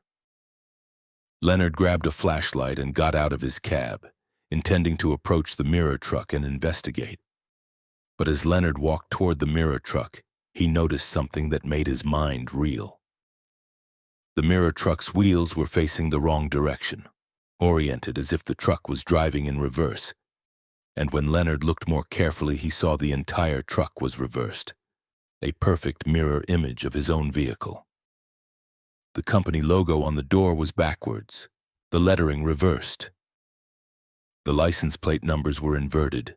Leonard walked around the mirror truck, examining it from all angles, and confirmed everything about it was reversed as if seen in a mirror. Leonard tried the driver's door of the mirror truck. It was unlocked. He opened it and looked inside. The cab was empty but configured in mirror image to his own truck's cab. The steering wheel was on the right side instead of the left. All controls and instruments were reversed, and when Leonard looked at the gauges, he saw they were moving backwards. The fuel gauge was rising instead of falling. The odometer was counting down instead of up. The clock was running counterclockwise. Leonard backed away from the mirror truck, feeling reality distort around him. This wasn't just a duplicate. This was some kind of temporal or dimensional reflection, a version of his truck that existed in reverse time. Leonard got back into his own truck and drove out of the parking lot, desperate to get away from the mirror truck. But as Leonard drove back onto the highway, the mirror truck followed, pulling out behind him and resuming its exact following distance. Leonard pushed his speed faster, hitting 80 miles per hour. but the mirror truck matched him effortlessly. Leonard tried every maneuver he could think of, taking random exits, doubling back, driving in circles. The mirror truck followed every move, staying exactly the same distance behind him, moving in perfect reversed synchronization. Around 4 a.m., Leonard noticed something new and terrifying. His mirrors showed the mirror truck, but they also showed the road behind the mirror truck, and that road looked wrong. The pavement was deteriorating as Leonard watched, developing cracks and potholes that spread rapidly. The guardrails were rusting in fast motion, paint peeling away, metal corroding. The landscape itself was aging backwards or forwards. Leonard couldn't tell which, but time was clearly distorted in the space behind the mirror truck. Leonard realized that the mirror truck wasn't just following him. It was pulling him into some kind of temporal distortion, dragging him toward a point where past and future converged.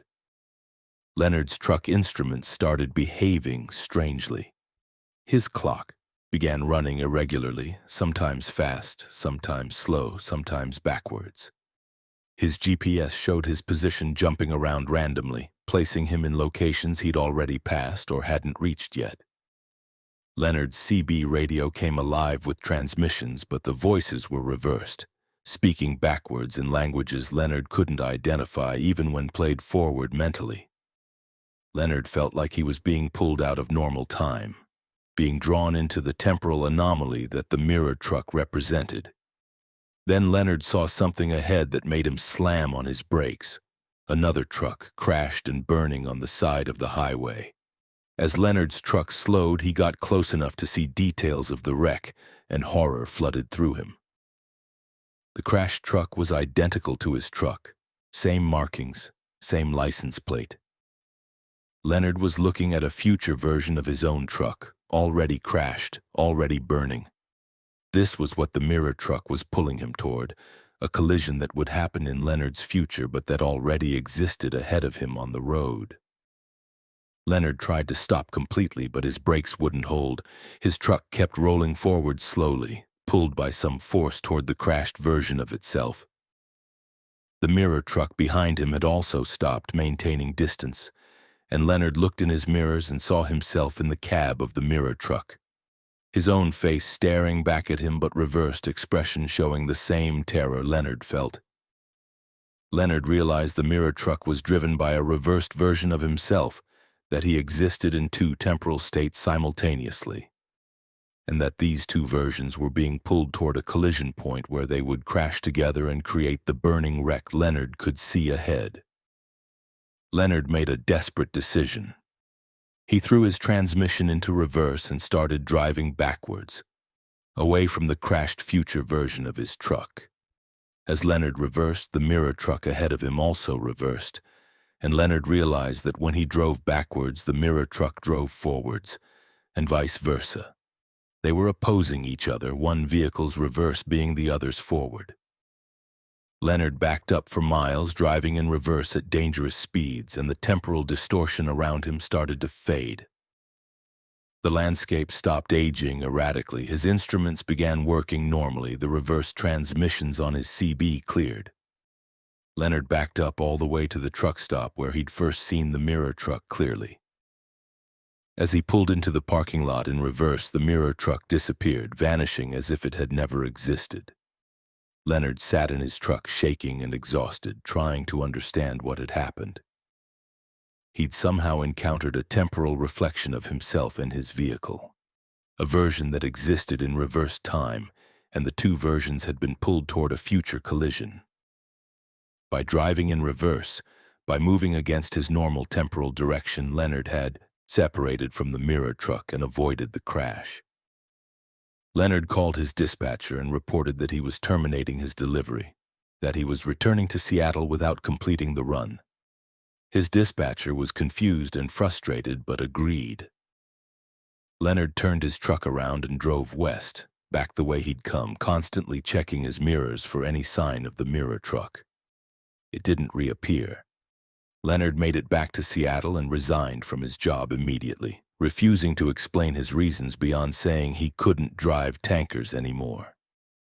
Leonard researched temporal anomalies and found references to mirror vehicles, reports from other drivers who'd encountered reversed versions of their own trucks or cars. The phenomenon was rare but documented in fringe science circles. The theory suggested that under certain conditions, vehicles could encounter their own temporal echoes, reflections that existed in reverse time streams. When a vehicle and its mirror version got too close, they could be pulled into collision, creating a temporal paradox that manifested as crashes that occurred in multiple time frames simultaneously. Leonard learned that several truck crashes had been reported where the evidence didn't make sense, where vehicles appeared to have collided with themselves, where debris and damage patterns suggested impossible physics. These might have been cases where drivers hadn't escaped their mirror vehicles, where the collision had occurred and created wreckage that existed across multiple temporal states. Leonard counted himself lucky to have figured out the reversal solution, to have realized that driving backwards separated him from his temporal reflection. Leonard never drove trucks again, couldn't risk another encounter with mirror vehicles or temporal anomalies. But Leonard thinks about that night constantly, wonders about the physics that allowed him to see his own future crash, wonders if the mirror truck still exists somewhere in reverse time, still driving backwards through Montana, still waiting for Leonard to enter normal time streams so they can be pulled together again. And Leonard knows that somewhere on a Montana highway, a crashed and burning truck might still exist, visible to drivers who are in the right temporal state to perceive it, evidence of a collision that hasn't happened yet in normal time but has already occurred in reversed time, where a driver and his mirror reflection crash together in a moment that exists across multiple timelines simultaneously. Story 8. The Tunnel That Leads to Yesterday. Raymond Porter had been a cross-country trucker for 16 years, running routes between the East Coast and Midwest. He specialized in overnight deliveries, preferring to drive when traffic was minimal and highways were empty. Raymond had driven through thousands of tunnels in his career, from short underpasses to long mountain passages, and had never thought twice about any of them. But in October of 2023, Raymond drove through a tunnel in Pennsylvania that didn't lead to the other side of a mountain, but instead connected to the previous day. And when Raymond emerged from that tunnel, he found himself repeating the same 24 hours over and over, unable to move forward in time, trapped in a loop that started and ended with that impossible tunnel. Raymond left Baltimore at midnight with a load of construction materials heading to Cleveland, a route he'd driven dozens of times. The weather was clear, roads were dry, and Raymond expected to arrive in Cleveland by late morning. Raymond followed Interstate 70 west through Maryland and into Pennsylvania, making good time through the dark hours. Around 3 a.m., Raymond entered a tunnel he'd driven through many times before, a mountain passage that ran for about a mile through a ridge in western Pennsylvania. Raymond entered the tunnel at normal highway speed, his headlights illuminating the tiled walls and curved ceiling. But this time, something was different about the tunnel. The lighting seemed wrong, dimmer than usual, and the distance through it felt longer. Raymond drove for what seemed like several minutes, much longer than the tunnel should take at 65 miles per hour. Raymond's odometer showed he'd traveled over 3 miles, impossible for a tunnel that was only about a mile long. Finally, Raymond saw the exit ahead and drove out of the tunnel into darkness. But when Raymond checked his surroundings, he felt disorientation. The landscape looked wrong. The stars were in different positions, and when Raymond checked his GPS, it showed him as being several miles behind where he should be, back near the Baltimore area where he'd started. Raymond pulled onto the shoulder and checked his phone. The time showed 12:15 a.m., 15 minutes after midnight. But Raymond had been driving for 3 hours. His truck's clock, his GPS, his phone, all showed times that were about 3 hours earlier than they should be. Raymond thought his devices had somehow reset, that some technical glitch had changed all his time displays. But when Raymond checked news on his phone, he saw dates that confirmed it really was 12:15 a.m. The same night he'd left Baltimore, not 3 hours later, but 15 minutes after he'd started his trip. Raymond felt panic rising. He'd somehow lost 3 hours, or traveled backward in time by 3 hours, or something impossible had happened that put him at the beginning of his journey despite driving for hours. Raymond tried to rationalize this as a fugue state, a period where he'd blanked out and driven in circles without realizing it. But his fuel gauge showed he'd burned fuel consistent with 3 hours of driving, and Raymond's memories of the past 3 hours were clear and complete. He remembered driving through Maryland, entering Pennsylvania, going through the tunnel. All of it was real in his mind, but the physical world insisted it hadn't happened yet. Raymond decided to try again. He drove west from his current position, following the same route he'd taken before. Everything seemed normal for the first hour. Raymond passed landmarks he recognized, seeing them in the same positions and states he remembered from his first attempt. Around 1:15 a.m., Raymond approached the tunnel again. He hesitated, not wanting to enter, but there was no alternate route, and turning back would mean failing to deliver his load. Raymond entered the tunnel. The same thing happened. The tunnel stretched impossibly long, taking several minutes to traverse, and when Raymond emerged, he found himself back near Baltimore again with his clock showing 12:15 a.m. Raymond had repeated the same sequence, driven the same hour, and ended up back at the same starting point. Raymond was trapped in a time loop centered on that tunnel, unable to progress beyond it, unable to move forward in time past the point where he'd first entered. Raymond tried the route 8 more times that night, or what his devices insisted was the same night repeated over and over. Each time he drove west for an hour, entered the tunnel, and emerged back at the beginning with his clock reset to 12:15 a.m. Raymond's fuel gauge gradually depleted despite the time resets, suggesting his truck was existing continuously even as time around him looped. Raymond calculated that he'd actually driven about 30 hours straight, experiencing the same 1-hour period 30 times, physically exhausting himself while chronologically making no progress. Around what Raymond's body felt was dawn after driving all night, but what his clock still insisted was just after midnight, Raymond tried something different. Instead of entering the tunnel, he took an exit before reaching it, attempting to bypass the tunnel entirely by taking surface roads around the mountain. But when Raymond drove for 20 minutes on the alternate route, he found himself somehow back on the highway, approaching the tunnel from behind, as if the roads had rearranged themselves to force him toward it. The tunnel was inescapable, a mandatory checkpoint that Raymond couldn't avoid. Raymond stopped at a rest area before the tunnel and tried to sleep, thinking maybe if he waited, time would progress normally and the loop would break. Raymond slept for what felt like several hours, but when he woke, his clock showed 12:15 a.m. Time had reset again, even though Raymond hadn't driven through the tunnel. The loop was tied to Raymond's position in space as well as his movement through time, preventing him from remaining stationary at any point before the tunnel. Raymond was being forced to keep attempting passage, keep entering the tunnel that sent him backward in time. Raymond started looking for other vehicles on the highway, hoping to ask other drivers if they were experiencing the same phenomenon.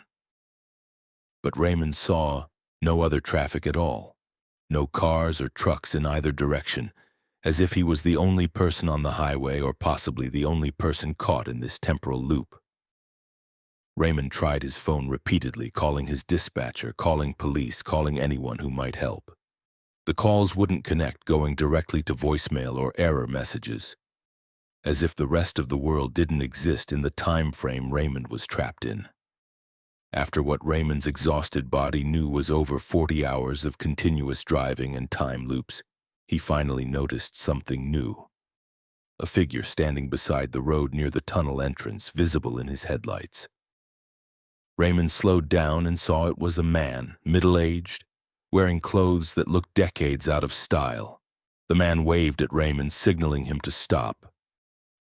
Raymond pulled onto the shoulder, desperate for any human contact, any explanation for what was happening. The man approached Raymond's window. "You're stuck in the loop too," the man said. "I've been here for years. Can't get past this tunnel. Every time I try, I end up back at the start. I've given up trying. I just exist here now in this 1 hour that repeats forever." Raymond asked the man how this was possible, why the tunnel sent them backward in time. The man shrugged. "I don't know. Something about this tunnel connects to the past instead of the future. Maybe it was built on cursed ground, or maybe there was an accident here that damaged time somehow. All I know is that everyone who enters it gets trapped in a loop, reliving the same period over and over until they give up or go insane." Raymond asked if there was any way out, any method to break the loop. The man said he'd never found one, but he'd seen other drivers appear and disappear from the loop, suggesting some people eventually escaped or moved to different temporal states. The man warned Raymond not to keep trying, said the constant repetition would destroy his sanity, that accepting the loop and existing within it was the only way to maintain any kind of stable mental state. Raymond refused to accept this, refused to believe he'd spend eternity trapped in 1 hour near a Pennsylvania tunnel. Raymond got back in his truck and tried dozens more times, each attempt ending the same way, each loop returning him to 12:15 a.m. near Baltimore. Raymond tried different speeds, different routes before the tunnel, even tried driving through the tunnel in reverse. Nothing worked. The loop was absolute, inescapable, a trap that reset time every hour no matter what Raymond did. Raymond's body was aging and exhausting normally, even as chronological time refused to progress, creating a situation where Raymond was physically suffering the effects of multiple days of driving while remaining stuck in the same hour. Finally, after what Raymond's fatigued mind estimated was over 70 hours of continuous driving and looping, something changed. Raymond entered the tunnel for perhaps the 50th time, and halfway through he saw light ahead that looked different, less artificial and more natural. Raymond accelerated toward it, hoping this was finally the true exit, and when he emerged, he found himself on a different highway in daylight. Raymond checked his phone and saw it was late afternoon, about 40 hours after he'd first entered the loop. Raymond had somehow skipped forward, losing almost 2 days, but escaping the repetition. Raymond pulled over immediately and slept for 12 hours, his body shutting down from exhaustion. When he woke, Raymond called his dispatcher and quit, explaining he wouldn't be completing the delivery or any future runs. Raymond drove his truck back to his company's terminal and turned in his resignation. He never explained what had happened, knowing no one would believe him. Raymond researched the tunnel and found no references to temporal anomalies or time loops, but he did find records of several truckers who disappeared while driving through Pennsylvania on Interstate 70. Their trucks never found, drivers never seen again. Raymond believes those drivers are still in the loop, still trying to get through that tunnel, still resetting to midnight every hour. Trapped in temporal prisons they'll never escape.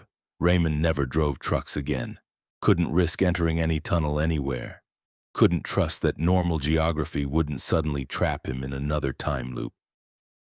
And Raymond knows that somewhere in Pennsylvania a tunnel exists that leads backward instead of forward, that connects to yesterday instead of tomorrow, and that anyone who enters it might find themselves repeating the same hour eternally, aging and exhausting normally while time refuses to progress, stuck in a loop that has no exit except random release that might come after hours or days or might never come at all.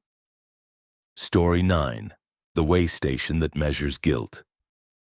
Victor Thompson had been a commercial truck driver for 25 years.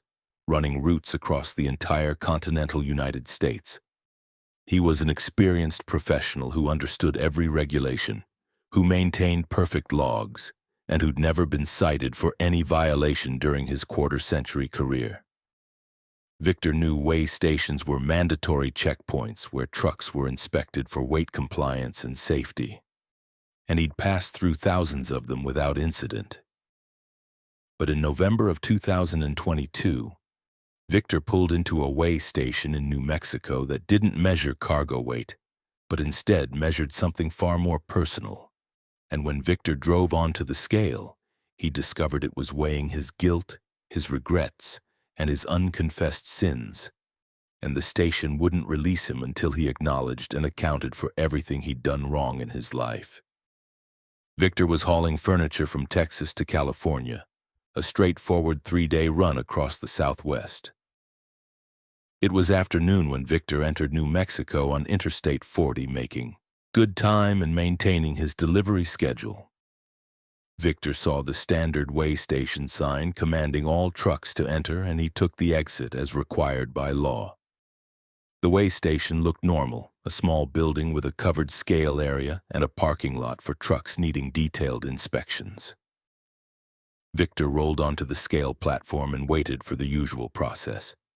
His weight would be displayed, then a light would signal either green to proceed or red to pull aside for inspection.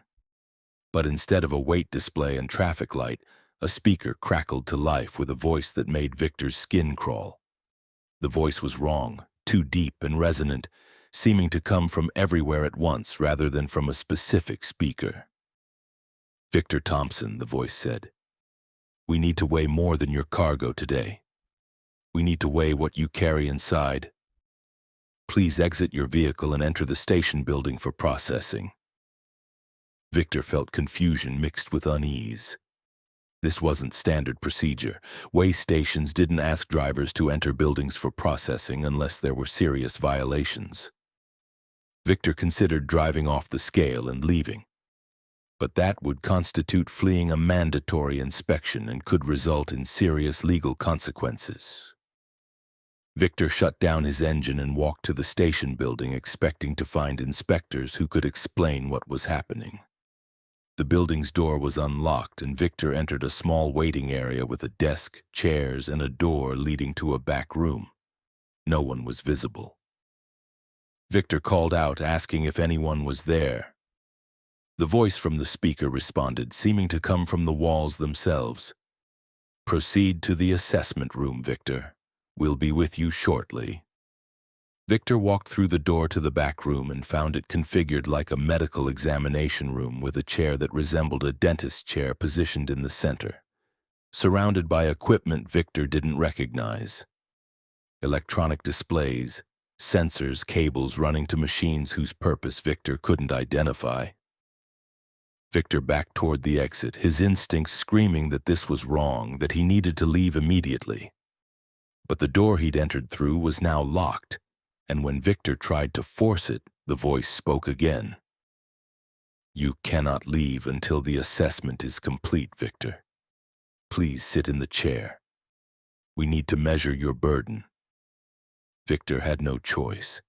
He sat in the chair, feeling restraints automatically close around his wrists and ankles, holding him in place gently but firmly. Victor struggled against them, demanding to be released, but the restraints didn't budge. The equipment around him activated, displays lighting up, sensors extending toward him on articulated arms. Victor felt something scanning him, not his body, but something deeper, probing his thoughts and memories. Then the voice spoke again, and this time it was listing specific events from Victor's life. The voice described a night 15 years ago, when Victor had been driving drunk, had hit a parked car, and had driven away without reporting the accident. The voice described money Victor had stolen from employers over the years. Small amounts he'd justified as deserved, but that totaled thousands of dollars. The voice described times Victor had lied on his logs, had driven over hours to meet deadlines, had endangered himself and others by operating his truck while exhausted. The voice cataloged Victor's infidelities, his times of cruelty to family members, his moments of cowardice when he'd failed to help people who needed assistance. Victor listened in horror as the voice documented his moral failures with perfect accuracy, describing details Victor had forgotten or suppressed, bringing to light every mistake and sin he'd committed in 53 years of life. The voice didn't sound judgmental, just clinical and thorough, as if conducting an audit of Victor's ethical balance sheet. When the voice finished its inventory, it paused, then spoke again. "Your burden weighs 743 pounds, Victor. This is the weight of your unacknowledged guilt, your unconfessed sins, your unresolved regrets. You are overweight. You cannot proceed until you reduce your burden." Victor asked how he was supposed to reduce this impossible weight. The voice explained that acknowledgement and confession reduced guilt's weight, that speaking truth about his actions would lighten his burden. The voice said Victor needed to verbally confess to each item in the inventory, needed to speak aloud what he'd done and accept responsibility for it. Only then would the way station release him. Victor refused initially, said his private mistakes were none of the way station's business, that this was illegal detention. The voice responded calmly that Victor could refuse, could remain in the assessment chair indefinitely. That time would pass differently in this room, and Victor might experience years while only hours passed outside. But eventually he would confess because humans couldn't withstand eternal examination. Victor held out for what felt like hours, sitting in the chair, refusing to speak, demanding release. But the voice periodically repeated items from the inventory, describing Victor's failures in detail, and each repetition made Victor feel worse, made the weight of his guilt more oppressive. Victor began to feel physical pressure, as if something heavy was pressing down on his chest, making breathing difficult. The voice explained this was the burden manifesting, that guilt had actual weight in dimensions humans didn't normally perceive, and that weight could be made physical when properly measured. Victor finally broke. He started confessing, speaking aloud about the drunk driving incident, about the stolen money, about the log violations, about every failure the voice had cataloged. Victor cried as he spoke, feeling shame and regret flooding through him, acknowledging truths he'd been avoiding for years. The voice listened without judgment, and after each confession, Victor felt the pressure on his chest ease slightly.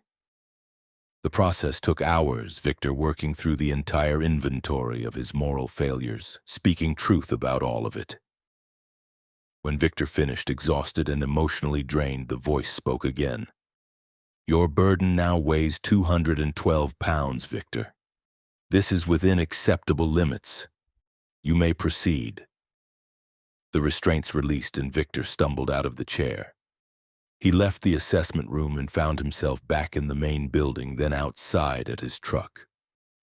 According to his truck's clock, only 15 minutes had passed since he'd entered the way station, though Victor had experienced several hours. Victor got in his truck and drove away from the way station as quickly as possible. Victor completed his delivery to California, but he couldn't stop thinking about the assessment, about the weight of guilt he'd been carrying without fully acknowledging it. Victor started making amends where possible. He anonymously sent money to the employer he'd stolen from. He confessed to his wife about his infidelities, accepting the consequences when she divorced him. Victor reported his drunk driving hit and run to police, paid for the damage, and accepted the legal penalties. Victor began living more honestly, more carefully, more aware of the weight his actions created. Victor researched way stations and found obscure references to assessment stations, facilities that appeared to be normal way stations but actually measured moral weight rather than physical weight. The stations were reportedly run by entities that maintained cosmic balance, that identified people carrying excessive unacknowledged guilt and forced them to confess and account.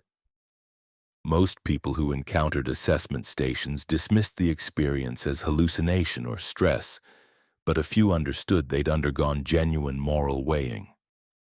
Victor returned to his trucking career but lived differently, more ethically, more honestly. He knew that somewhere in New Mexico that weigh station still existed, still calling trucks to enter, still measuring burdens that most scales couldn't detect. And Victor knows that anyone carrying too much unacknowledged guilt might find themselves at an assessment station, might be held until they confess and reduce their burden to acceptable levels, might be forced to speak truths they've been avoiding and discover that confession, however painful, actually does lighten the weight of sins that were crushing them beneath masks they couldn't see, but could definitely feel. Story 10. The Highway That Collects Futures. Diana Marshall had been a long-haul trucker for 17 years, running routes across the American South and Southeast. She was known for her reliability, her perfect navigation skills, and her ability to complete routes on impossible schedules. Diana treated trucking as a science, calculating optimal routes, minimizing stops, maximizing efficiency. She'd driven millions of miles and prided herself on never getting lost, never missing a delivery window. But in January of 2023, Diana was driving through Georgia on Interstate 16 when she took an exit that didn't appear on any map, and she found herself on a highway that existed outside normal space, a road that collected possible futures from drivers who traveled on it. And by the time Diana escaped, she'd lived through dozens of potential versions of her life, experiencing years of different futures in a single night of driving on a highway that showed her every path she might take and every consequence of her choices. Diana left Savannah at 10 p.m. with a load of electronics heading to Atlanta, a straightforward overnight run she'd completed dozens of times. The route was simple: Interstate 16 west for about 2 hours, then Interstate 75 north to Atlanta. Diana expected to arrive by 4 a.m. with time to spare before her delivery window opened. The weather was clear, traffic was light, and Diana settled into her usual driving rhythm, monitoring her speed, tracking her progress, calculating arrival times with precision. Around midnight, somewhere in central Georgia between Savannah and Macon, Diana saw an exit sign she didn't recognize. The sign read, "Alternate route, Interstate 16 west, continue." Diana knew Interstate 16 well enough to know there were no alternate routes, no branches or splits, but the sign looked official, standard Department of Transportation design, and Diana's GPS was showing the exit as a valid option. Diana took the exit, thinking maybe construction had created a temporary alternate route that her knowledge of the area hadn't included. The exit ramp led to a highway that looked identical to Interstate 16, same width, same design, same pavement quality. But Diana immediately felt something was wrong. The highway was completely empty, no other vehicles in either direction, no lights visible anywhere except her own headlights. Diana drove for 10 minutes without seeing any landmarks or signs, just endless straight highway through darkness. Then Diana saw a figure standing beside the road, illuminated by her headlights. A woman, middle-aged, wearing clothes Diana recognized as her own style. Diana slowed down as she approached the figure, and as her headlights fully illuminated the woman, Diana felt her mind struggle to process what she was seeing. The woman was Diana herself, or a version of Diana, slightly older, maybe in her 50s instead of 40s. The figure waved at Diana, signaling her to stop. Diana pulled onto the shoulder, her rational mind insisting this was impossible, but her eyes confirming what she was seeing. Diana got out of her cab and approached her older self. The older Diana spoke first. "You're on the future's highway. This road shows you possible versions of your life, different paths you might take based on choices you make. I'm one of your futures, a version of you from about 10 years ahead if you continue on your current path." The older Diana explained that the future's highway collected potential timelines, that every person who drove on it would encounter versions of themselves from different possible futures, and that the highway would show them the consequences of their current trajectory. Diana asked how she'd gotten on this highway. how to get off it. The older Diana said the highway appeared to certain people at certain times, usually people approaching critical decision points in their lives, people whose choices would significantly impact their futures. The highway showed them possibilities, gave them information to make better decisions. To leave the highway, Diana needed to drive its full length, experiencing all the futures it wanted to show her. Then she'd be released back to normal roads with knowledge of what her different choices might create. Diana got back in her truck and continued driving. And over the next hours, she encountered more versions of herself at different points along the highway. She saw herself at 60, alone and bitter, having sacrificed all personal relationships for career. She saw herself at 55, happily married with children, having left trucking for a stationary job. She saw herself disabled from a crash, saw herself successful beyond measure, saw herself addicted and destroyed, saw herself retired and content. Each version of future Diana spoke briefly, describing the path that had led to their outcome, the choices that had created their timeline. Diana experienced not just seeing these futures, but briefly living them. When she encountered each future version of herself, Diana's consciousness would merge with that version for what felt like hours or days, experiencing that timeline's emotions and memories, feeling what it was like to be that version of herself. Diana lived through a timeline where she'd stayed married and had children, felt the joy and exhaustion of parenthood. She lived through a timeline where she'd quit trucking and started a business, experienced the stress and satisfaction of entrepreneurship. She lived through a timeline where she'd continued trucking until a crash left her paralyzed, felt the despair and adaptation of disability. Each future felt completely real while Diana was experiencing it, complete with memories and emotional weight. Diana aged decades in subjective time while only hours passed on the future's highway. She experienced marriage, divorce, children, loneliness, success, failure, every major variation her life might take based on decisions she'd make in the coming years. The highway was showing her the branching possibilities of her existence, the multiple paths that diverged from her current position in space and time. After what felt like living through 50 years of different timelines, but what her truck's clock said was only 6 hours. Diana saw an exit sign ahead that read, "Return to primary timeline. Normal roads resume." Diana took the exit with overwhelming relief, emerging onto Interstate 16 in its normal configuration. Diana checked her position and discovered she was exactly where she should be based on her original route, as if she'd never deviated. Her GPS showed no record of the alternate route or the future's highway. Only 2 hours had passed, according to all external measures, though Diana had subjectively experienced decades. Diana completed her delivery to Atlanta on schedule, but she was fundamentally changed by her experience on the future's highway. She'd seen multiple versions of her life, had lived through the consequences of different choices, and that knowledge made her current decisions clearer and more informed. Diana understood now which paths led to fulfillment and which led to regret. She knew what mattered and what didn't. The future's highway had given her a gift, terrible and wonderful. The ability to choose her path with full knowledge of where different roads might lead. Diana made changes in her life based on what the future's highway had shown her. She reconnected with family members she'd been neglecting, invested time in relationships that the highway had shown her she'd regret losing. She started planning for a career transition that would allow her more stability.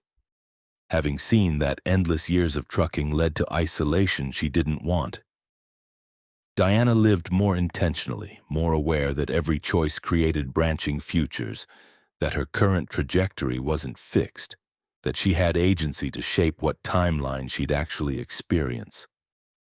Diana never encountered the future's highway again, though she looked for that alternate route exit every time she drove Interstate 16. She told other drivers about her experience in vague terms, describing it as a profound moment of clarity about life choices, not revealing the literal truth of what had happened. Most people thought Diana was describing a metaphorical realization, not understanding she'd actually lived through multiple futures in compressed time. But a few drivers listened with knowing expressions, a few who'd had their own experiences with roads that showed possibilities, with highways that existed outside normal reality and offered glimpses of paths not yet taken.